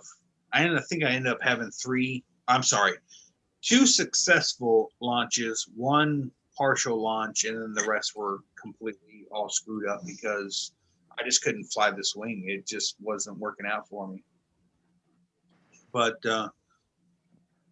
I mean, again, you don't have to do an SIV. Eric, I would not suggest Jade at this point in time going to an SIV. I would say She gave a thumbs up. I would honestly say once you get about 200 hours, which is probably twice as much as what they normally say for an SIV, I just think that each person's different on their flying styles and what their confidence levels are. For me, it literally just made me a more confident pilot, and I'm thankful for it. I've actually thanked Andrew after. I seen him at Swanee and told him, I was like, dude, I am so much of a better pilot because of your course, just because I have the confidence now. Are you going to take his pylon? Are you going to take his pylon course now? No. I think that would be cool. It would probably be cool. So is doing a full stall, but I haven't done that yet. I mean, Which, by the way, I love flying low and slow, and to me that would be more my style. Yeah, I agree. I would love to do one. I'm low and fast and close to trees. I like that. Yeah, almost running into trees. We see your videos. I kicked my first tree the other day for whatever it's worth.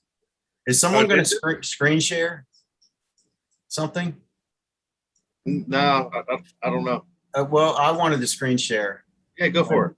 When screen share was available. Let's see. Let me find it first here. All right. Here. Share screen. Share. Okay, this is Screen. Yeah, can you see it? Do it. Yep, we got you. All right. So we're talking about big ears. And Eric, you said that when you do your big ears, it comes down at a horseshoe. The tips come down in a horseshoe shape. And I've seen that many times. I mean, I've seen people doing big ears, and you get that nice boom horse shape, almost like 90 degrees on each end. maybe a little curved in, but when I do it, my tips fold back. So I'm wondering, and it even says in this manual, Also depends on how much you pull those outermost A's also. okay. Well, I mean, it even tells you how to do the big ears, which is basically what we've already been talking about. And it specifies the outermost A's. So here is the question. Outermost A. So while, okay, A risers, red in color. Okay, the main A risers, red in color, while the outermost A's, main lines, and the stabilizer lines are attached to A1 risers. So I'm assuming this whole section here is the outermost A's. Or am I assuming wrong? No, No, A1 is your outer. Yes. Okay, so A1 is the outer? And just Yeah, look because at if you look at it, pull whichever your one. A's. Go ahead. Yeah, whichever one is physically going the To the furthest tip or the edge. out towards the tip is your tip one. Okay. But in this case, it's A1 because I recognize this riser set up. Okay. You recognize the well, you have you don't have a Colorado, do you? You have a Charger? No, you have a I have ozone, 2 ozones. yeah. So okay, well that's a good point there. So when I get my paramotor back, huh? If you pull your A's, you could A frontal? collapse your wing. Yeah. No, because I'm not pulling all of them. Oh. There's the ones that the lines do go up. And maybe I am pulling the A1s. I'm gonna have to. So those front A's, those are the ones you grab when you foot launch, right? Because they're going to the center cells. Yes. And the inflate first, not the tips. Yeah, I'm sure I'm doing the A1 then. So your you're A1 saying that.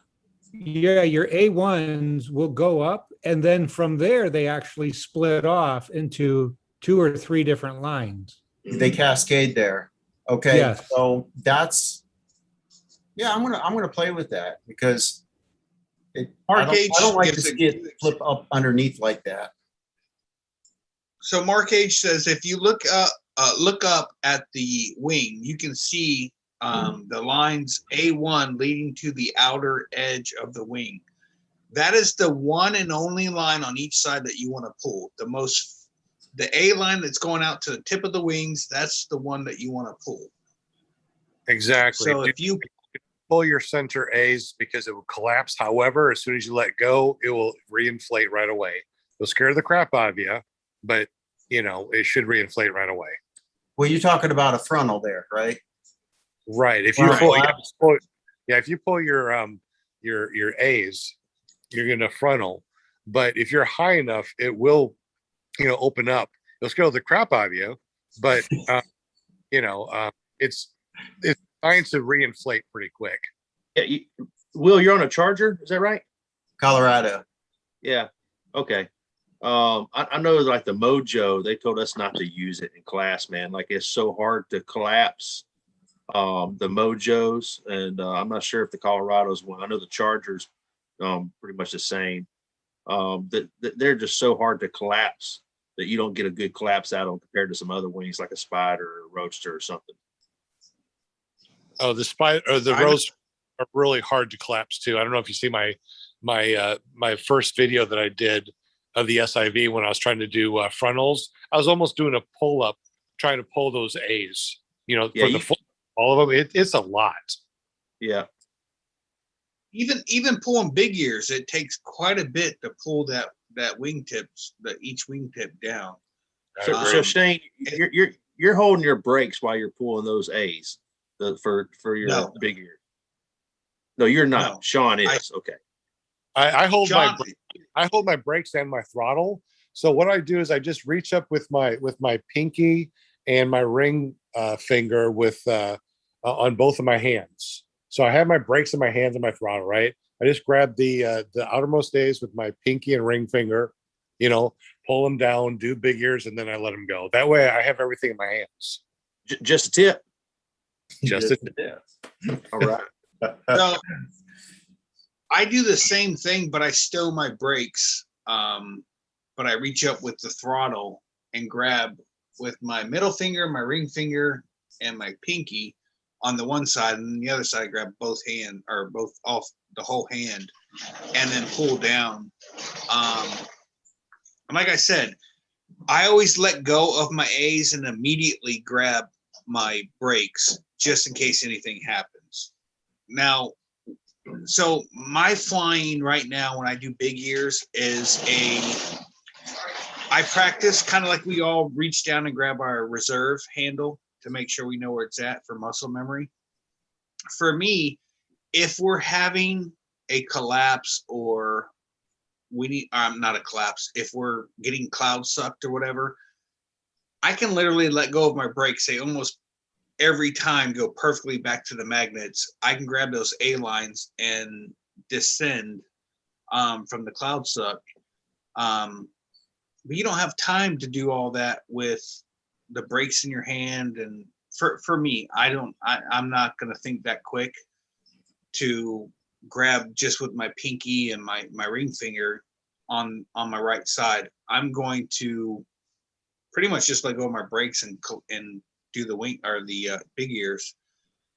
So for me to do big ears and then let go of it and then grab my brakes before my wing inflates completely, I've already got both brakes in my hands. I've done it so many times now that it's not even a big deal anymore. It's just a quick little thing that I do. And big ears. Do you have tip steering I tied mean- in on your? No, my wing does not have tip steering. What do you do with a wing that has tip steering when you want to do big ears? I mean, I guess you're supposed to just completely let go of your brakes for the most part. when you do it. same thing. I mean, my wing has tip steering. I don't have it tied in. It's just same thing. The most outermost A is just pull them down. Yeah, I have my tip steering tied in, but I never use the toggles. I just use the, the outer lines. Plus, I can't even get one of my tip steering toggles off. Just to clarify, it does say right there the outermost A main lines and the stabilizer lines are attached to A1 risers. So you're talking, there's only one line though that you're pulling, and that's the outermost lines, not the stabilizer line. The outermost A.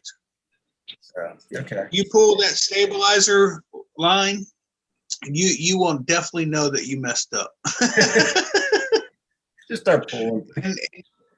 And again, when I pulled all three A's on each side and full frontaled it, I never once, even after 6 seconds, ever felt like I was free falling.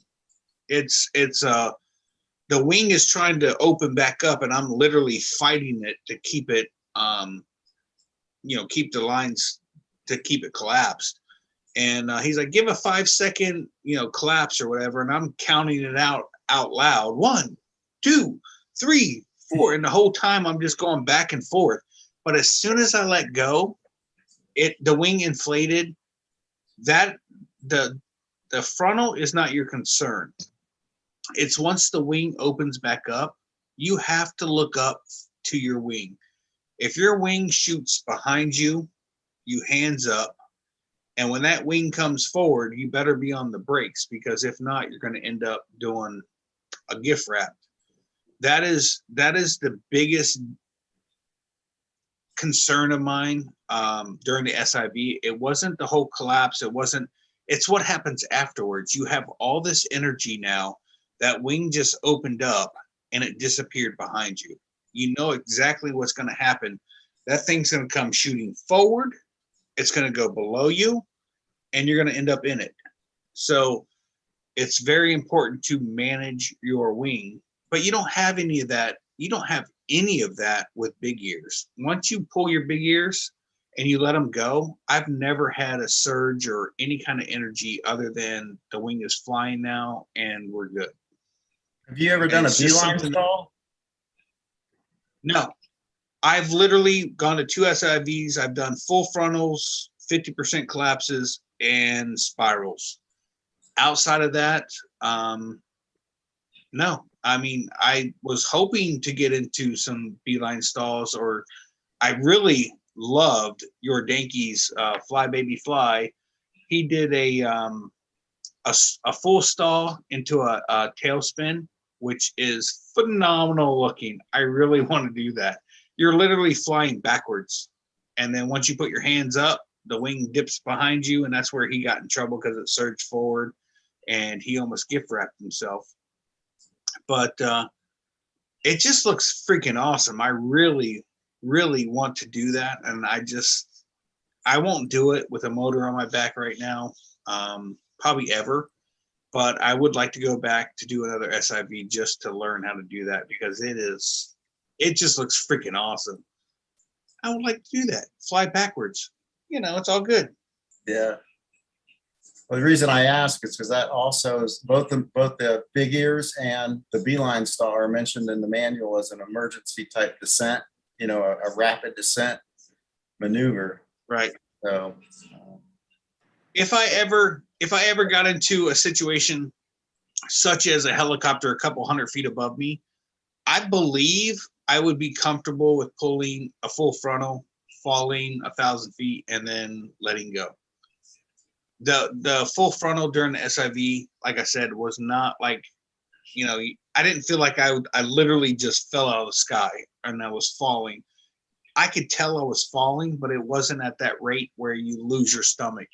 If you watch my face in the video, you would have thought the world was coming to an end because, first of all, I've never been 4,800 feet in the air. I've never been towed by a boat and then free flying. And then now he's asking me to freaking collapse my entire wing. So the whole situation, like, I don't have enough footage to make an SIV video. But literally, you see me just go, and I just hold my breath and just push all the pressure to my head, and I collapse the wing. And I'm holding it, and my face looks like I'm dying, but I'm realizing nothing's really bad happening. But yet my face, if you look at my face, it's just like red, and I'm holding my breath, and I'm pushing out. I'm like, oh my God, I'm gonna die. And I let go. I'm like, oh, that wasn't nothing. Like, why am I over exaggerating this shit? I mean, that was just my body just waiting for the Wile E. Coyote to run out to the end of the cliff and then just go whoop, right, and straight down. But it I never bet a really, beeline it stall never, would be more of a fall. I mean, I don't know. I've never done one, but I think that would I don't know. I think you would really feel the fall on that one. I never felt. Done it. Let us know. The only time that I Never- felt like I was falling is when I had that gin. I was trying to do that horseshoe and I descended so quickly. I lost my stomach, had a riser twist, and that was the scariest thing I've ever done so far. Really? Yeah. Did you get It was sick? bad. No, I was that was all right. So at this time, I think I've done 2 SIV clips. So this was my third one with Shane, right? So I already knew what to expect because I've done pretty much all these maneuvers already on the wing. So I already knew what to expect. So when I had the gin, which is a little bit spicier B, it's a high B, and it's a hybrid. It's a mountain wing and it's a motor wing. It has A's, B's, and C's. So it's a little bit different than the other wings that I've flown. And when I put those 2 A's together and it's collapsed and was not reinflating, and then I was doing a little riser twist thing. Oh yeah, it scared the crap out of me. Dang. I've never lost my stomach doing any of these, anything else in an SIV clinic. That was the only time I lost my stomach, and it scared the crap out of me. Yeah. I think I still got a stain. Those things don't come out very good. I will tell you, I truly wish Brian had a better experience at the SIV. Not saying that any of his concerns aren't 100% on point, but for me, I didn't have any of those issues, and I'm glad I didn't, because it literally has made me just a more confident pilot. And I mean, I get it. If I would have, my very first tow would have been like Brian's, I'd have been the exact same boat as Brian. I'd been like, nope, I'm done. I mean, I don't blame him for that at all. That to me was just scary watching that video. I showed my wife and she's like, this is the same one you went to? I was like, yep. She's like, you're not going back. I'm like, well, maybe. So there's, I mean, outside of flying to a whole different part of the state to do an SIV, it's not, I mean, this course is 2 hours away from me, but, and I 100% agree with Brian. You know, there is some questionable stuff. And I think, you know, over time that every school has maybe an issue or two, and figuring it out before someone gets hurt would be great. I got lucky. I don't want to say I got lucky. I did not experience any troubles that I shouldn't be. I don't even want to say hating on, because Brian's not hating on. He literally just voiced his opinion on his concerns, which I'm very respectful to. But for me, I didn't. The second time I went, I had some concerns because I was on a wing that was way too big for me. And I mean, when I went to school, actually, I think it was a 35-meter wing. It was Andrew's tandem wing that he used to fly. And now he does SIV courses with it. But I don't think at 220 pounds or 225 at the time that I needed to be on a 35-meter wing. I want to say it was a 35-meter wing. It took forever to bring up. I pulled it forward and just waited for the A's to come up, and they never came up. I ended up in the water twice because of that. Maybe I'm just not a good pilot. Well, I mean, I there's don't know. risk, and there's also kind of what Eric hit on, and that is, what do you want to do in the sport? You know, how far do you want to take it? Even if you're putting around, if you have a collapse, don't you want to know what to do with it? I mean, if you get into a situation unknowingly, let's say you get next to a wind or a funnel, and it just happened to fly or form in front of you. Now you're going up. You need to know how to get out of that. If your wing collapses, you need to know what to do when your wing collapses. So, I mean, I've done a full frontal. That to me is, I mean, what else is there truly left? I mean, you're screwed at that point. I think that the people that are doing trikes like Jade and Eric, Brian and myself, you know, that do the trikes, when we're doing the trikes, we have so much weight on that wing. I don't think that it could collapse. I mean, it could, but it'd have to be in some god awful wind or something like that for it to collapse, because it just feels so solid. Now, Eric, real quick, because you foot launch and you also trike. Oh, I guess Brian too. Can you tell the difference when you're just regular foot launching and you're flying around? That wing doesn't feel as solid as it does when you have that trike and that extra weight. Am I correct? I mean, would you try any maneuvers while being on the trike, Brian or Eric? I'll let you answer first, Brian. Yeah, man, I'm on the retractor trike. It only adds 21 pounds. It literally gives me all the benefits of a trike taking off and landing with all the benefits of foot launch while in flight. When I push the front wheel back, it's just like a foot launch unit. With the Moster 185, I can't really tell any difference on climb out. And I went from flying my Spider foot launching to flying my Mojo on the trike because of weight loading. And so it's a little boatier, less responsive, but no, man, I love my trike. I wouldn't do anything. I would try anything on my trike that I try foot launching as far as flying. Yeah, and on as far as mine, I brought this up a few times. I feel that the yaw that I get and the just a lot of the swinging is inflated on the trike more than the foot launch. I know that the trike is making it more solid. I am adding a lot more weight because mine's not, I don't strap my trike or my wheels to my foot launch unit. Mine's dedicated just for trike. But so I'm adding a lot more weight than like Brian is. Would I do more maneuvers? I will play around with doing sharp turns on my foot launch. I'm scared to death to do that on the trike because I know I'm adding an extra, 50 pounds. And I mean, as it is, I'm not a small guy. I don't want to stretch those lines any further than I'm stretching them now, flying straight. So, So- I just, yeah, it's. Go ahead.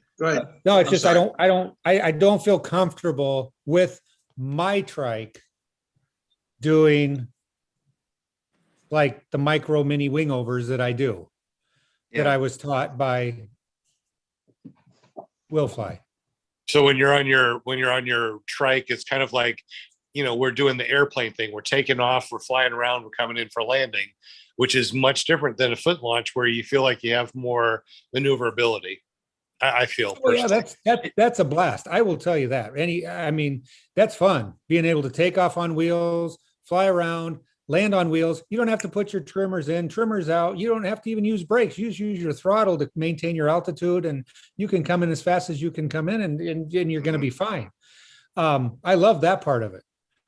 The part that I don't like is I know I'm adding more weight, and as I said, I can't believe that those lines are supporting me up there just flying straight. So, I mean, that freaks me out a little bit. So Each one of those lines, 400 pounds each or something. well, No. I understand that. I mean, that's why I don't eat before I go up. I need to save at least a few ounces. I get nervous. Yeah.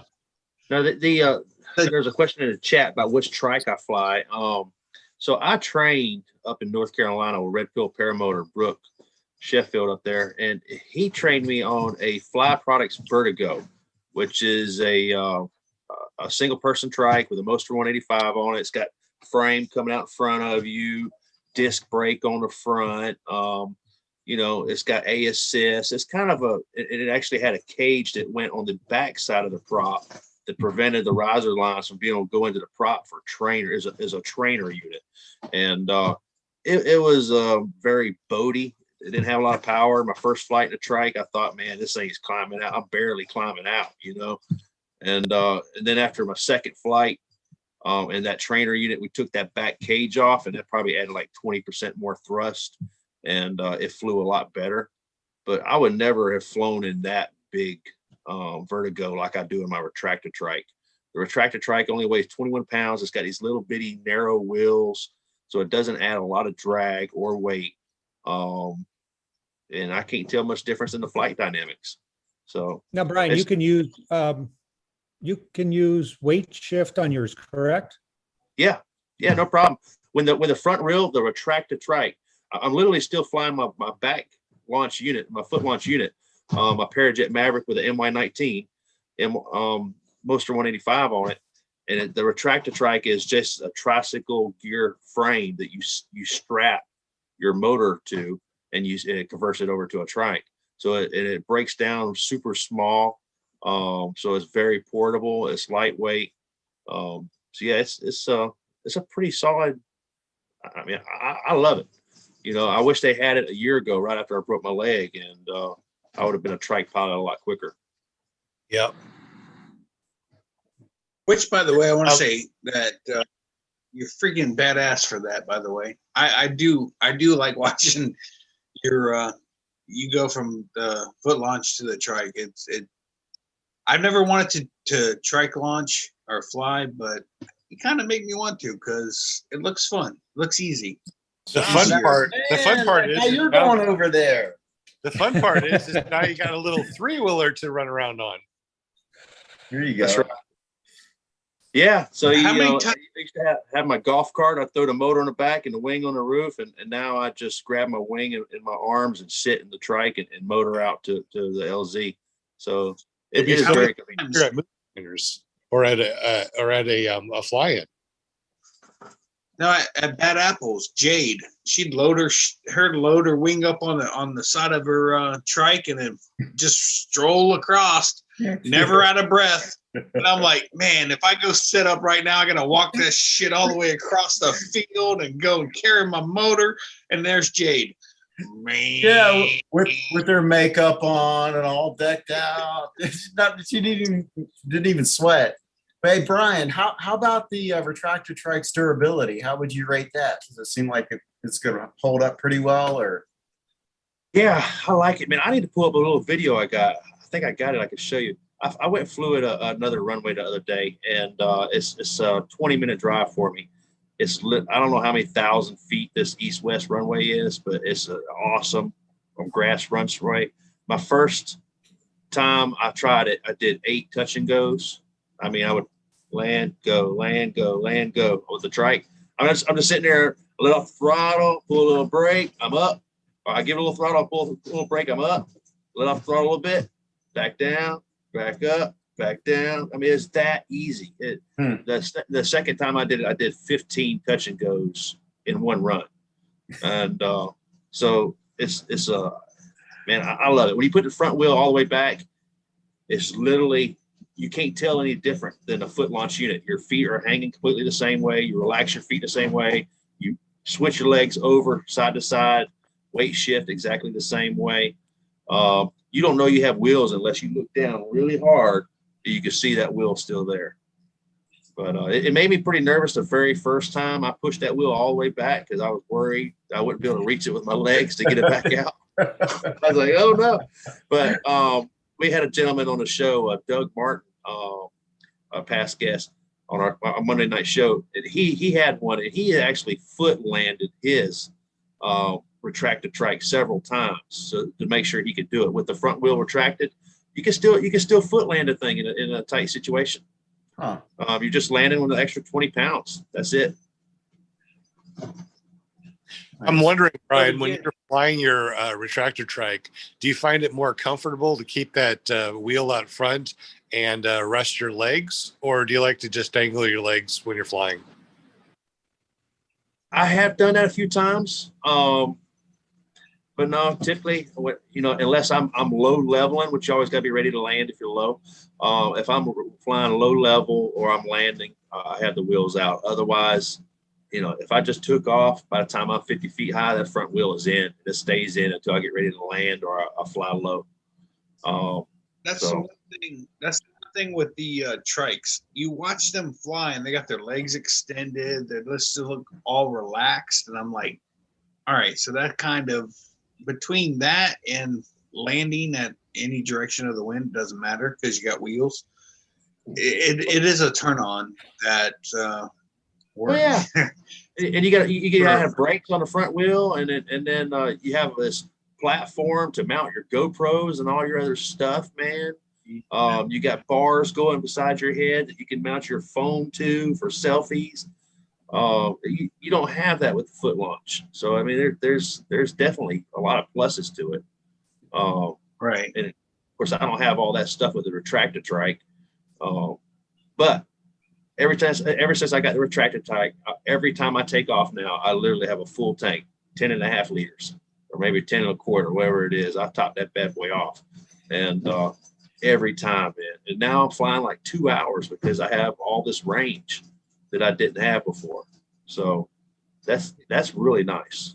And the big thing too is when you do like a fly-in, just like Shane said with Jade, it's like you can go anywhere that you want to. On the field, and you don't have to be bunched up where everybody else is. It's pretty nice. Yeah, and mine doesn't take up any more space. The foot launch unit comes off and it breaks down. The wheels come off. The main axle comes out of the rest of the frame, and it'll fit on a couple couch cushions. It's a pretty small footprint, so it's very portable. I can't wait to see yours at Moonshiners. It'll be there. Hey, Brian, when you were doing your touch and goes, were you on the asphalt runway? No, this is a grass strip. Oh, okay. I landed on my asphalt runway one time, and I was pretty well lined up to straight, but it wasn't perfect, and I did not like the jerk Yeah, that you I get. was gonna say that's what happened to me. Is man, I must have had my front tire just off a little bit, and I thought for sure I got whiplash. Yeah, I mean, it's friction. You know, it's just physics. That's all. Right? But yeah, Uh, I prefer grass for a lot of reasons. yeah, I don't. See if I can pull I the don't video like land. back up. I do not like to land on asphalt by no means. I get where I've done it, but I.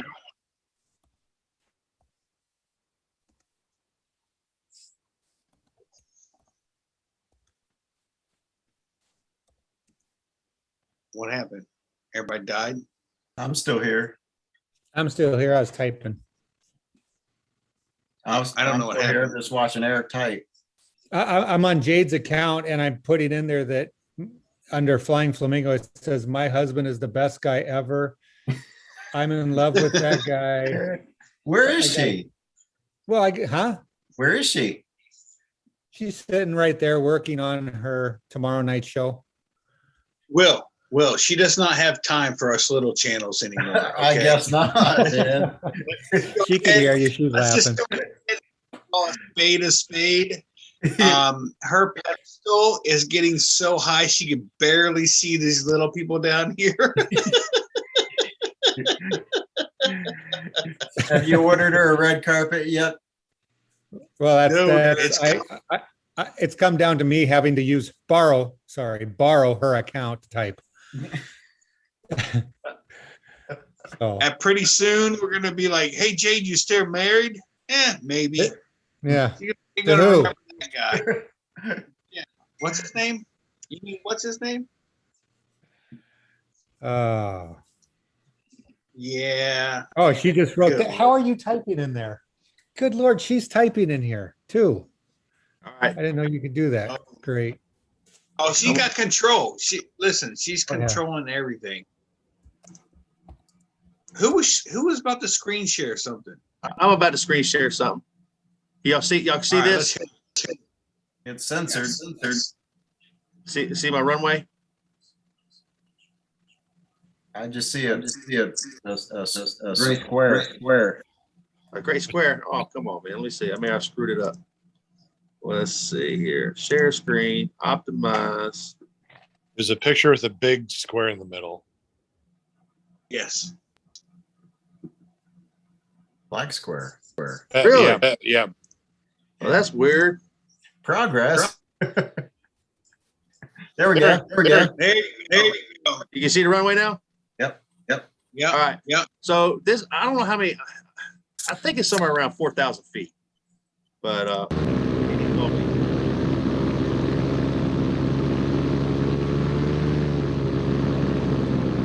one.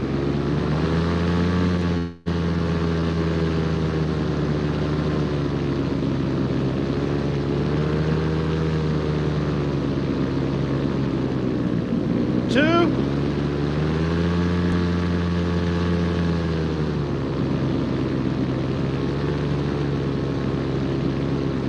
Three.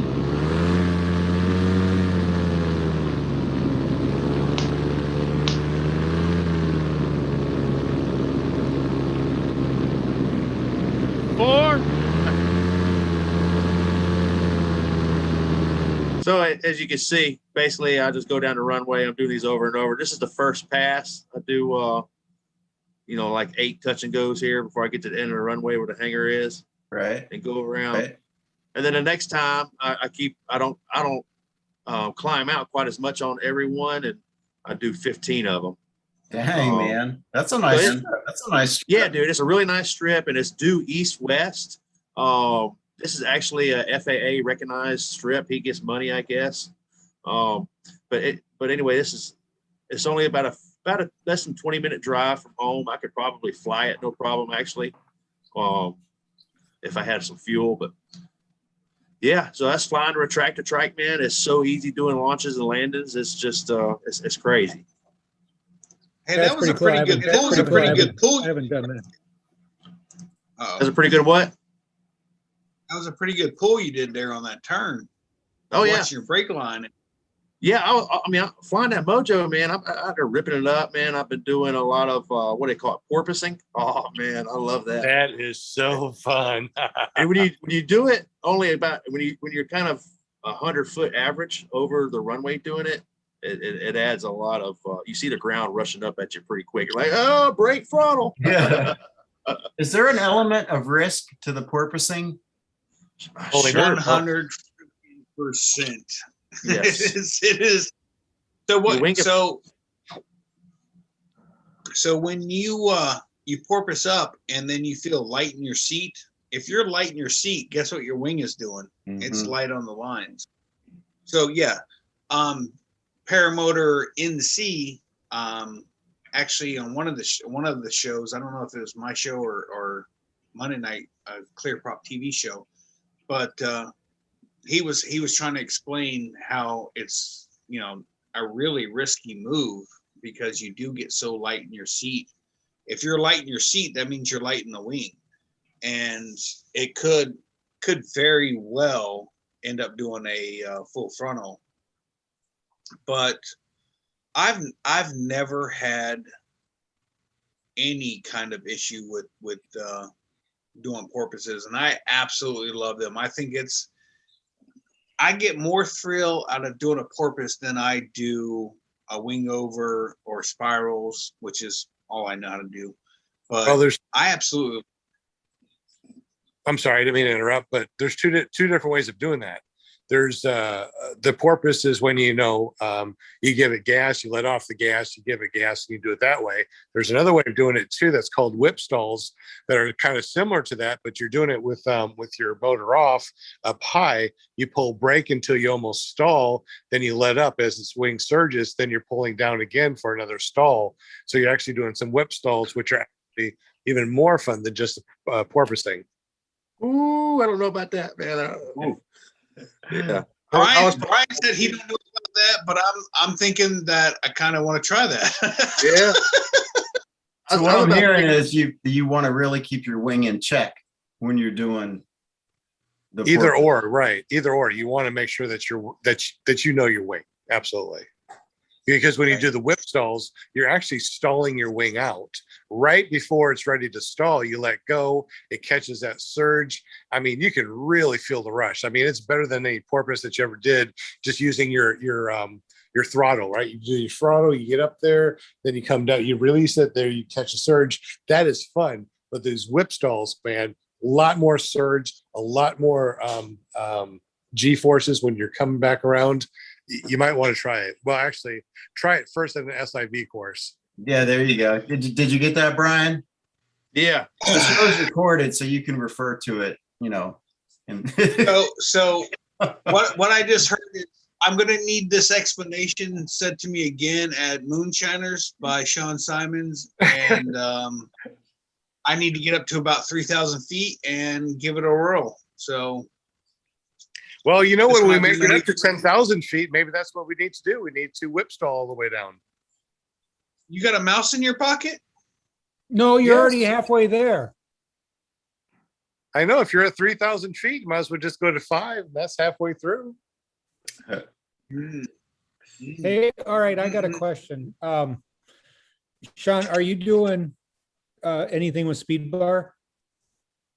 No, I rarely use speed bar. The only time I use speed bar or hook it up is when winds are over 10 miles an hour or I'm doing 15-mile-an-hour stuff. That way I know that I can penetrate the wind in case I get too far away or something like that. But I only hook it up in high winds.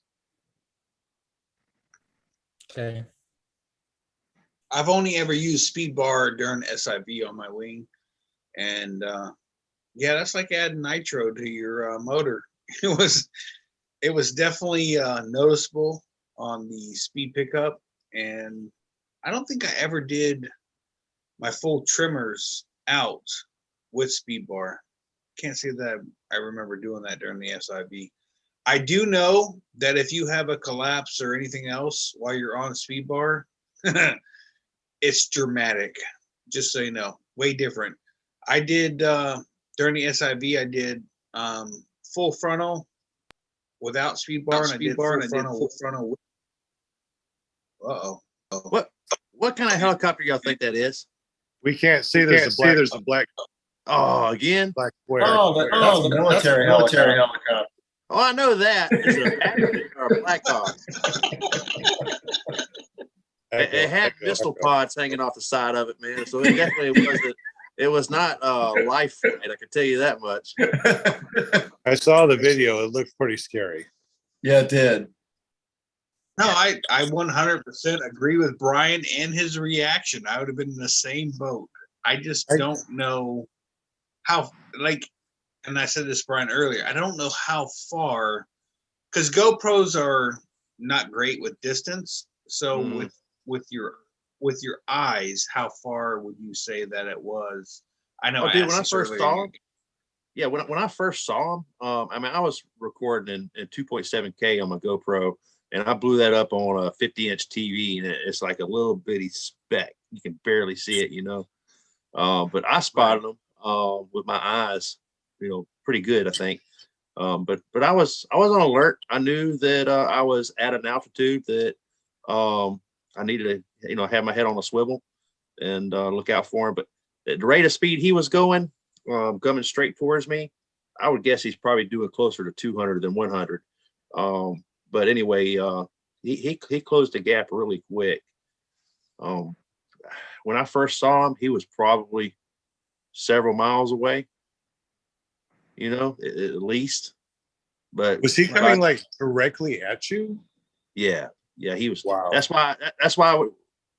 What's that, Will? Well, I was going to say there wasn't any relative. You couldn't. I mean, if there's no relative change, I mean, he's either heading directly towards you or directly away from you. And that's why when you go back and watch, when I go back and watch the video, I'm like, Brian, react. You know, because I'm just sitting there, and all you see is my hand holding a riser for several seconds. What I'm doing is I'm staring at that helicopter and I'm looking at it. I'm trying to see if it's going like that or like that. It wasn't. It was just dead center in the screen or sky coming towards me. I was like, you know, he's coming straight for me.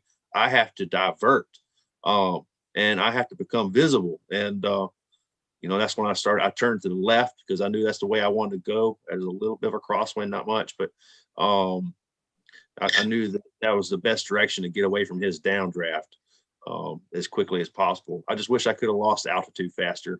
I think if I would have been experienced at the spiral, that would have been the best thing to do to be the most visible and drop altitude. That reminds me, did you have like Skyfly High or something that you recorded your altitude? Could you see how many feet you dropped per second?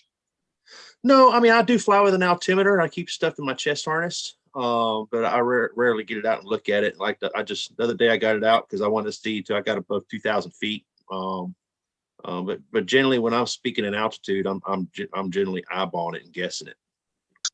You know, I'm pretty good at guessing when I'm about 500 feet, and I was up between 1,000 and 1,500 for sure when this happened. Because when I do spirals, I look at my Skyfly High, and it keeps track of, you know, your altitude and how many feet a second you drop and lift.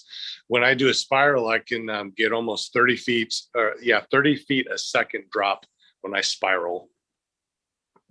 So, but that's a pretty deep spiral though. That's pretty intense. So I was just wondering if you had something. What's that, Shane? How fast do you fall? Almost 30 feet a second down when I spiral. When I collapse, like if I do like a frontal, like a all A's or a B line stall, I go down at about 10 to 15 feet a second. So spiral actually drops me faster than a B line stall, which I didn't realize until I checked all the numbers on the Skyfly High, which is pretty interesting. That's really surprising. Yeah. Well, I got Ryan, my last. Hold on, Eric. I don't know if I trust to fly sky high because it says my last flight, my max sync was negative 1324 feet per minute. Per minute or second? Per minute.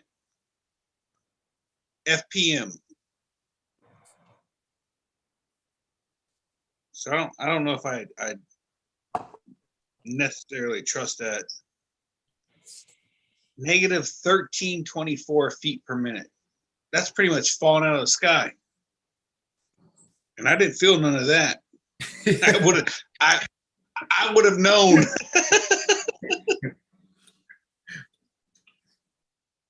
and Brian, I'm you were in not Class just G airspace, weren't you? Or Class E? You were either in Class G or Class E airspace when you were flying, right? Tony wanted to know. Yeah, I'm pretty sure it's G here at home. Where I fly outside of the restrictions of the Dothan Airport. I'm looking at the skyvector.nav right now. On that. Brian, was there a time that you were looking at that helicopter and you realized that they saw you and they veered off? Negative, never. I mean, they have right of way. I mean, we're paramotor pilots. We don't have right of way over anybody. right. But no, I actually cut that out of my video. I was a little upset that there was no sign that this guy diverted at all. If he was on instrument, he probably never even saw. He was probably looking down, having some coffee. Yeah, they're on training missions. I can tell you that for sure. My cousin was part of that program. He still is, and I don't want to say too much on the internet, but anyway, yeah, they fly regularly over here, so we know about it, and I'm gonna see if it's possible to legally monitor the frequency if I can. If they're using frequencies that are available to the public, then that's what I'm going to do.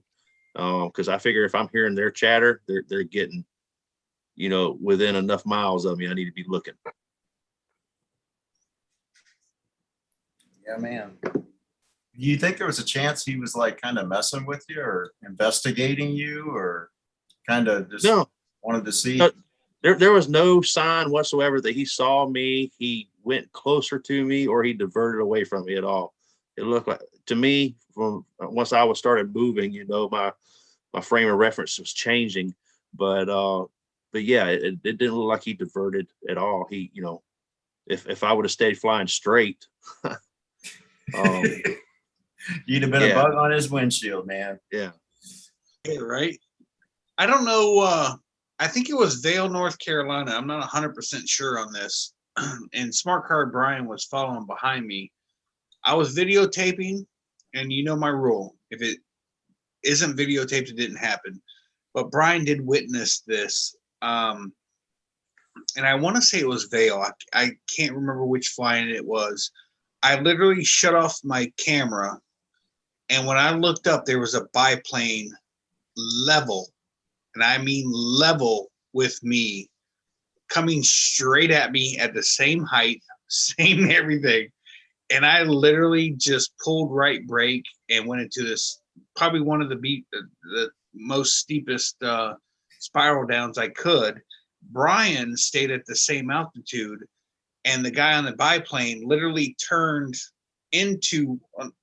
sideways. So his cockpit was facing Brian and gave him a thumbs up. So he literally came by just to say hi. He was just in the neighborhood. Yeah, me being me, I was like, I'm out of here, dude. I was just cranking down, and I tried to get to the ground as fast as I could. And then when I climbed back up, Brian texted me. He's like, that guy just wanted to say hi. I was like, to me, I felt like a deer in the headlights. He was trying to run me over. I could see Brian just looking over and just going like, "What's up?" Just going on.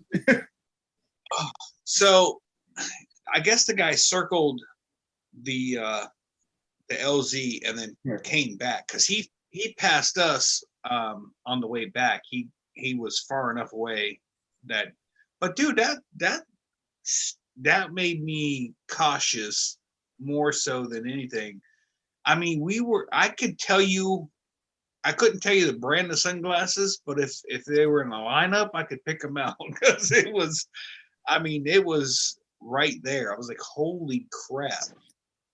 And Brian never changed course. He was just like, whatever, I'm good. So he didn't get it on video? No, so it didn't happen. But it was, I'm telling you, the time I hit end and looked up, I was like, oh crap. And I immediately pulled right. There was, in my point of view, there was absolutely no chance of, or time frame that I could reach down, hit record again, and then pull right brake. It was, to me, it happened really, really quick. I could see the rivets on his plane. Like it was close. And I can't remember actually we're 30 minutes past due here. I can't remember. I would text and ask him. I'll let you guys know next Tuesday. By the way, next Tuesday, if internet is good for all those who listening, if we can run a show next Tuesday, we will definitely have a show next Tuesday. If we can't, because of the internet, cell service, whatever, just know that we're trying, and if it doesn't happen, it doesn't happen. But we will have video, and we will run on we'll all have video of moonshiners flying. Anything anybody want to say tonight? I'd like before to we see go? Red. Got to see Red. Yeah, man. This dog is getting so lazy and big. Let me turn off the virtual background. Make sure I got all my dirty laundry put up. Yeah, we're good. All right, let's see here. Yeah, we're not going to see the moonshiners. No. Oh, hey, Brian. He's staying here. Come here, Red. I was going to say, Brian, before you do that, I got new neighbors in the rental house, and dude, these people are scared to death of my house just because Jack banging on the window, barking at them. 100-pound Rottweiler barking at him. Look at those paws, man. He is grown. Yeah, man. And, yeah, he's getting big, man. No doubt. He's smart. We swim in a pool every day. He's such a good pool dog. He gets in the shallow end, and I'll tell him to stay. He'll literally stand up on his back legs and put his front feet up like this, and he'll just stay. And you go there and put a frisbee on top of his head, and he'll hold it until you tell him to get it. Oh, good dog. Good dog. Speaking of shallow end, with DNA, now you're talking my level. Shallow pool of the DNA. All right. All right. I can use my dog to talk to me. And, hey, dog, how you doing? I'm doing fine. How are you doing? That's cool. All right. Yeah, it's my turn. Love dog. Let me get Jack in here. Hold on. It's been the hardest decision, man, of this whole trip. I'm leaving for a month, and leaving Red behind has been a tough one. But, yeah. Whew.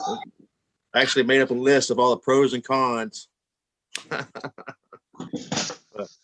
Now he needs to stay home and take care of mom and dad, no doubt.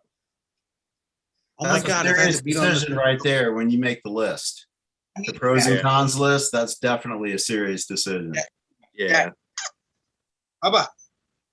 I mean, he's 7 months old. There's other dogs roaming around the neighborhood. We're worried about them getting more bored and wandering off and whatnot. Oh, look at Jack. Hi, Krista. Hi. Hi, people. Hi. Jack's a horse, man. That's a big dog. How much does he weigh? Like 110, 115, something like that. Come here, Bullish. He sleep in your Look bed? at this big. He does. No way. Oh my God. Okay, hold on. So Krista's laughing because this story's hilarious. It's not. So last night I'm like, where the hell is my dog? Because normally he's laying at my feet. And Krista's like, he's on my side of the bed. You traitor. You traitor. Yeah. But yeah, he's never. So if Krista lays in bed, he will lay on the other side of the bed, nowhere near her when I'm out of town. For whatever reason, last night he snuggled up with her, and that was it. I don't really consider it snuggling. What do you consider it? Laying on my fucking side of the goddamn bed. Oh, come on now. Not when you're spooning.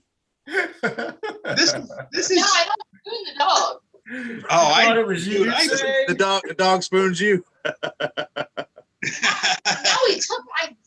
He took her blankets and everything, and then she tells me this morning, she's like, I needed to.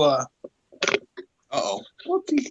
She goes, I couldn't get the blankets from underneath Jack, and I'm like, why not? I usually just kick him off the bed, pull the covers away from him, and then he comes back up and And I would never do that. why not? Does he normally wear the bandana? Yes. Always. You want to see something funny? Watch when I take it off of him. He looks mad. Watch this. He may not. It's like, Dad, it's time to wash it. Yeah. No, you want it back on? You want it back on? Come on. Look at him. He this is his. He knows it and he wants it. Wow. But yeah, my daughter started this stuff and this is what he does. This is his thing. You're fine. Look at them teeth. You're so ferocious.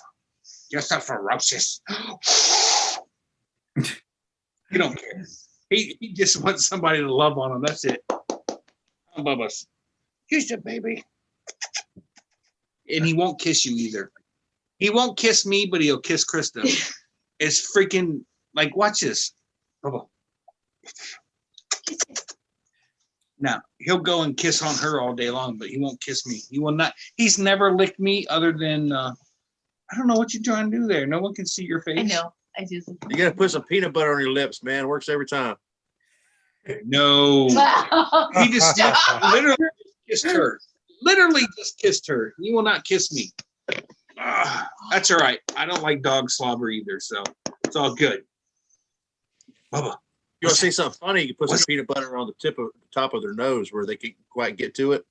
They'll sit there, keep licking at it. What's Sean doing?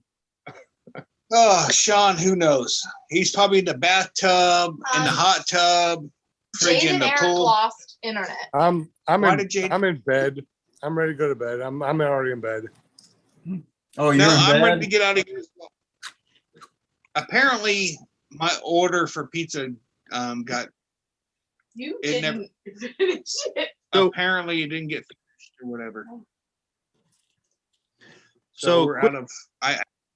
Go ahead, Brian. Go ahead. quick question here. Let me pause this.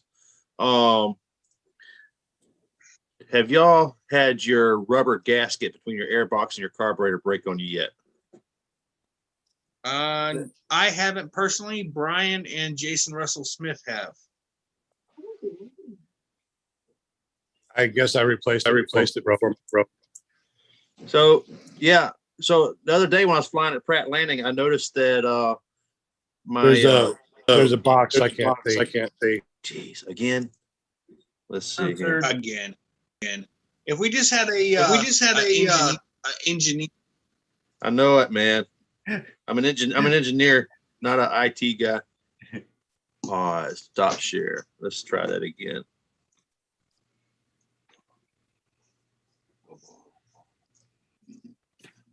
Screen share. Still got the box, probably, right? Yep. Oh, No, we're you're good. good. We're You're good. good. Okay, I have no idea why I was doing that. So I noticed my engine sounded different. I did a post flight. I couldn't find anything wrong. And yesterday, I got ready to go fly, and I was doing my pre-flight again. And wiggling my airbox was as part of my pre-flight. So Right. I had a crack, as you can see right here. Let's see, right there. You can see that big crack in it. It was Wow. cracked halfway around it. Ooh. So I didn't want to fly it. I basically had a K&N air filter I modified to go on here. And I have to tell you, right off the bat, it's got more power. I haven't flown it yet. But just running the engine up on the ground, holding the trike, it's definitely got more thrust with that air filter on there. So, Hey, Brian. My wife says in her line of work, that's not a big crack. it's big enough. Hey, it's big enough to get the job done. I was gonna brag about you. Really? So I had a patient come in, Whoa, shh, everybody listen. and she was like, "Oh, just so you know, before I checked her urine, I'm dehydrated." I'm like, "Okay." She was like, "I haven't shopped. This is my fourth kid, and I have to figure out what's for dinner, and I have to go grocery shopping." And I was like, "All right, like I don't care." And then she's like, "Yeah, it's up to the woman to decide what's for food, dinner." I was like, "No, it's not. Not in my house. I don't do At that." your house, who makes decisions on dinner? Well, you suggest me making it the decision, but it's not happening. And then I told her, "Well, my husband cooks dinner and makes the decisions. I just eat it." She's like, "Oh." I said, "Well, that was our arrangement from the beginning." So She that's did. my brag about you. Yeah, she did say before we got married, I don't cook. Fuck yeah. Dude, if you want to make. Oh, sorry. We're on YouTube. You can't just be cursing, you sailor. I don't care. Contain yourself, woman. Okay, so yeah. Tony has a question Anyway. for Krista. Who? Tony and Tony Angela. wants to know why you're called Cupcake Krista. Oh, it's a good story. It's a really good story. Let's listen to it. Not really. It's so 100,000 years ago, actually, where Shane met me when I worked at Walgreens. I didn't work at the pharmacy at that time, but after we started dating, I moved to the pharmacy. I was not anymore. Oh my God. Sweet tooth, like I love sweets, and I would always get cupcakes. And so the people at work, they were big on nicknames, and I was Cupcake. And then it changed to, after we got married, he's Mr. Cakes and I'm Mrs. Cakes. And we actually both have tattoos of Mr. and Mrs. Cakes on our bodies. And we're both Leos, and we have that too. And do you mind showing us your cupcake? Yeah. I don't think we're going to see any cupcakes. Yeah. Yeah, Krista, let's see it. Yeah, you can. It might We're be a cool little with cheeky. it. We're not No, recording I can't. anymore. Yeah, Oh, we're right. totally recording. Turn it. I'll show you at Moonshiners. Okay, yes, because mine's No, dude. on my back, but Shane's is on his neck. James And is I on have his to get my butt. top on his neck. Turn. Hold on. You just said you have to take your shirt off to show I do, yours. because mine is in a different place than yours. So on this note, so let's go ahead and say goodbye to everybody. God. I still have to eat pizza. You've already eaten dinner. Jack did too. Jack already had. Everyone's eaten but me. No, So Jack had lots. So next week we have Brian service. Waller. We're all going to show tattoos, is what I'm hearing. How Oh, many do you have, Brian Waller? Oh yeah, I'm a blank canvas still waiting to be painted. Okay. oh my God. Well, There's Mark. How many does Mark have? I have two. None. 2? Yeah. What? seen his tattoos. Whoa. Well, Yeah, the ones I can his see, says Pro-Life PPG on it. No, Dave's got tattoos. Now paramotor, that might be something I'd be willing to get a tattoo of. That'd be kind of cool. Maybe a hay bale. Maybe that'd be appropriate. I figured if I joined the military, I'd probably get their crest put on me, but I never did. So You see the just the logo part of Will Fly? I'm thinking about that, like a silhouette. No, I do. well, you I have do one of love that. it. I Oh, Jay did that Will- for me too. That was really cool. She can make those tattoos. Did you all know that? I do like Will's silhouette. I do like I that do. It's- logo. it's- Yeah. Except for if that silhouette was me, it'd have a bigger belly. Was that a silhouette of Tucker Gott? or that's Will. Okay, my bad. Tucker guy.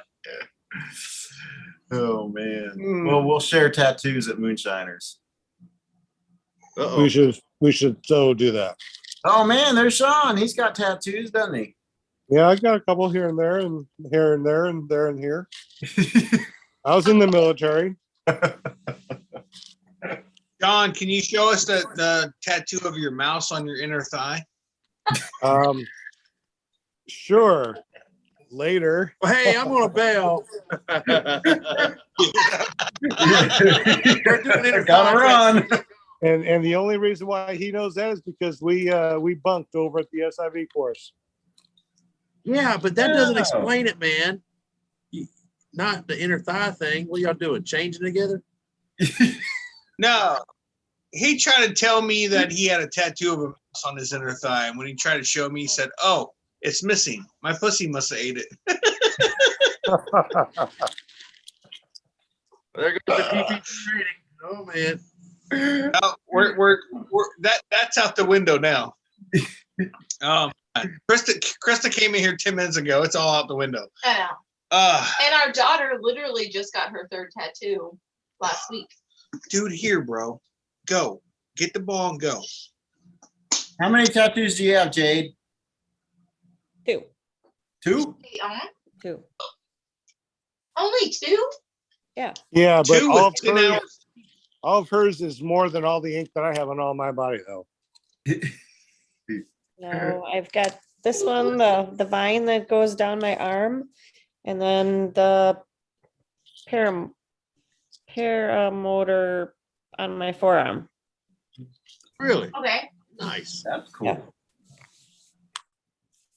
I was supposed to get a flamingo yet, but that's coming in September, I believe. Is it on special order?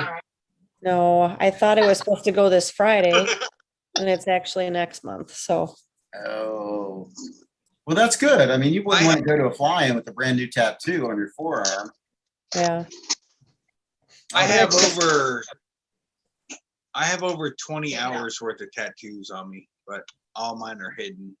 I think Eric's got a year worth of trying to work on his forearm and his shoulder, the motorcycle on the upper arm, and now he was just there the other day again. Yeah, he's got a full sleeve, doesn't he? Yeah, he's working on it. I would didn't see that. I would very much like to have both sleeves done, but thanks for telling me what I can do with my body, woman. Shut your face.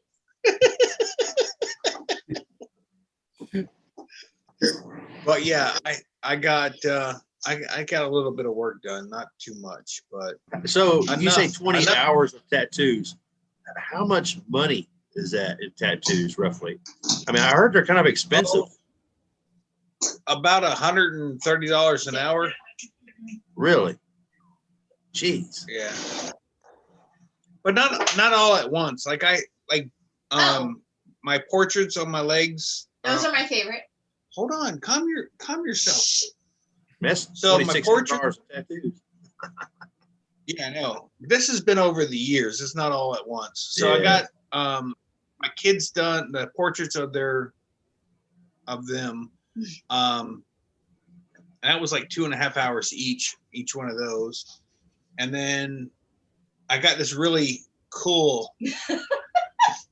Yeah, you can hear her laughing. When I was like 19 years old, I got the Tasmanian Devil Grim Reaper on my chest. That's like an hour and a half tattoo. And then I got the Mr. Cakes and the Leo sign on the back of my neck.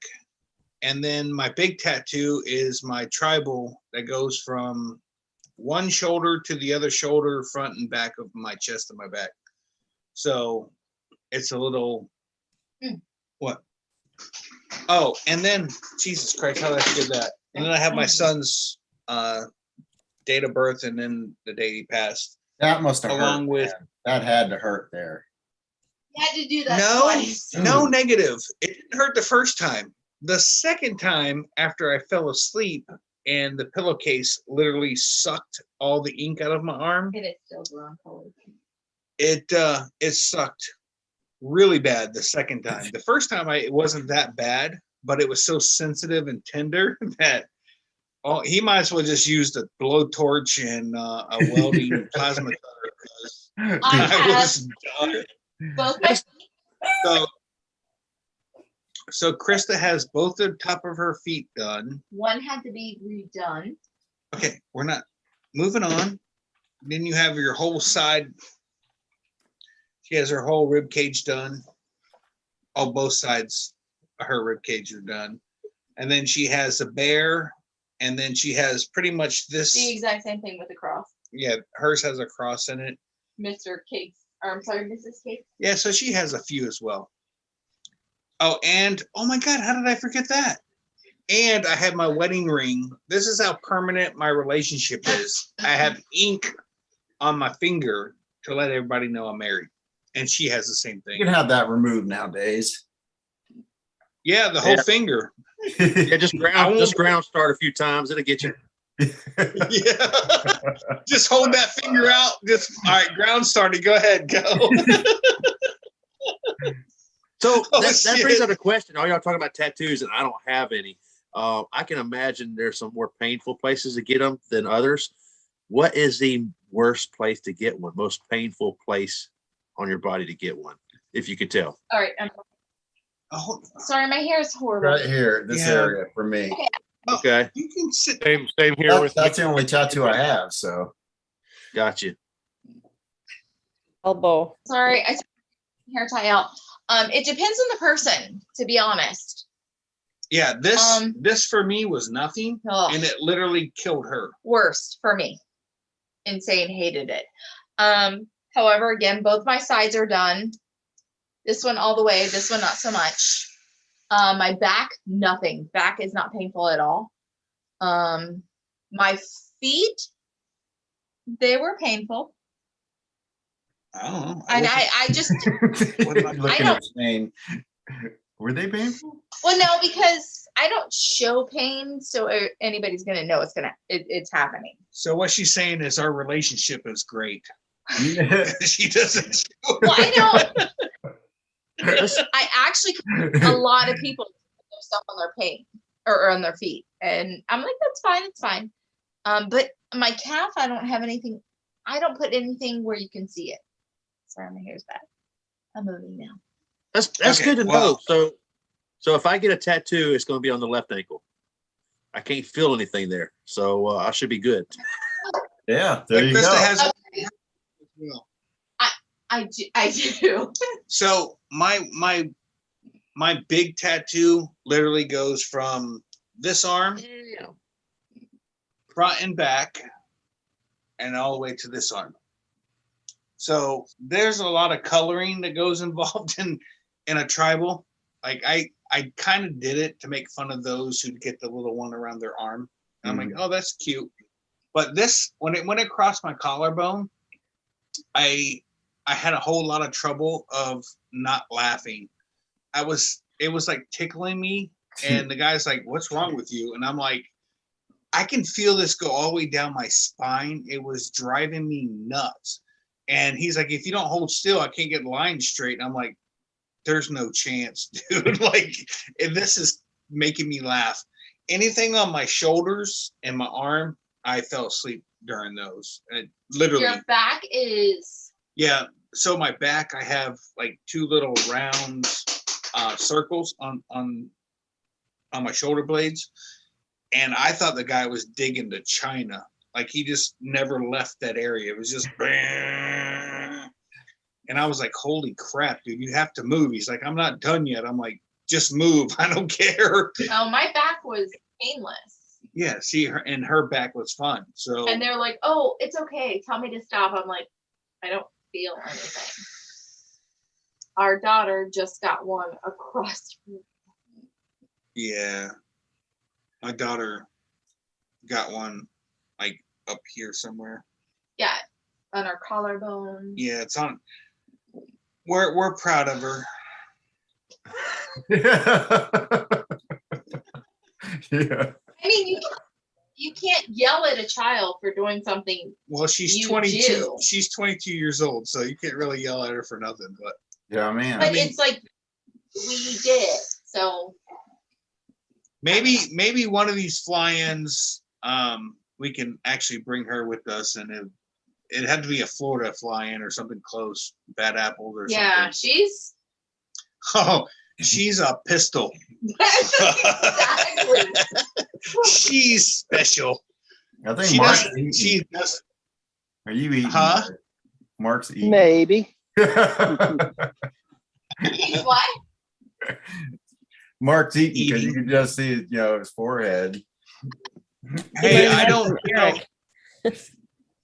I don't mean to cut this short, but we are 55 minutes longer than I like to be.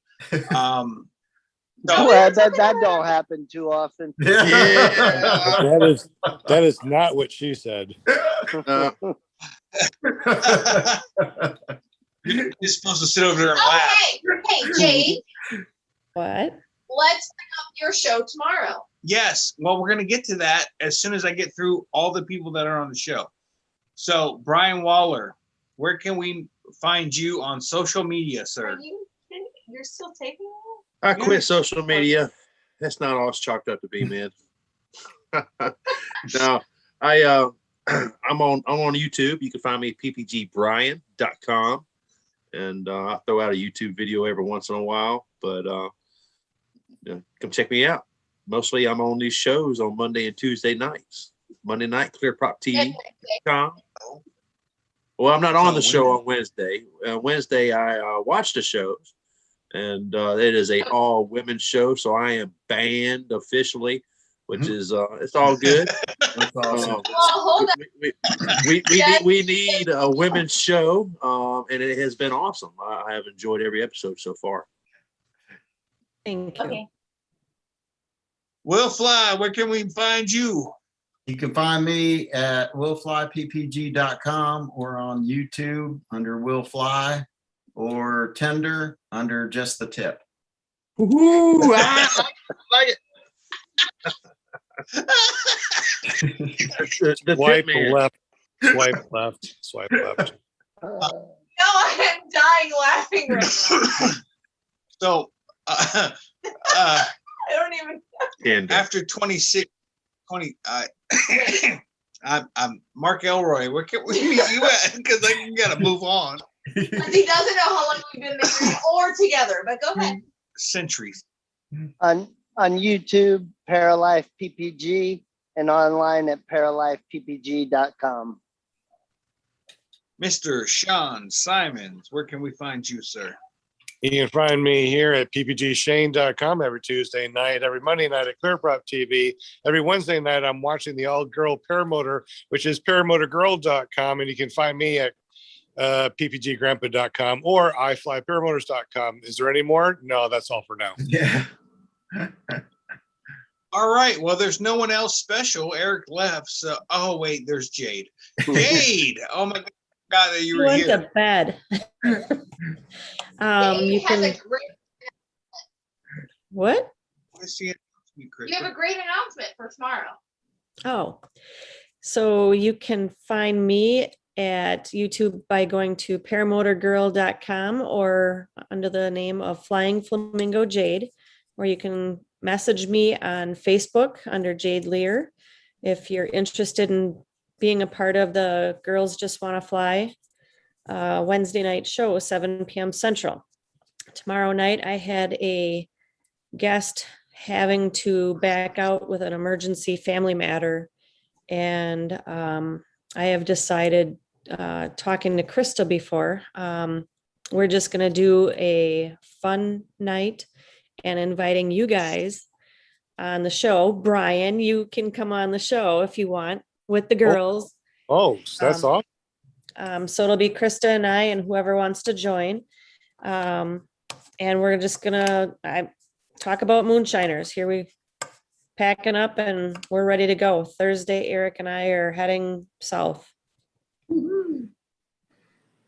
Awesome blossom. And I am Shane with ppgshane.com or Never Trust the Skinny Chef Shane.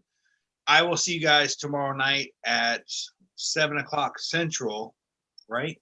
8:00 Eastern, because we're always an hour behind. Jesus. Anyways, good night, guys. Thank you all. Oh, wait, I gotta get back to the recording thing. All right, appreciate you guys. Thank you very much for coming by and hanging out with us. And we'll see you tomorrow, and hopefully we'll see you at Moonshiners. All right, guys, have a great night, and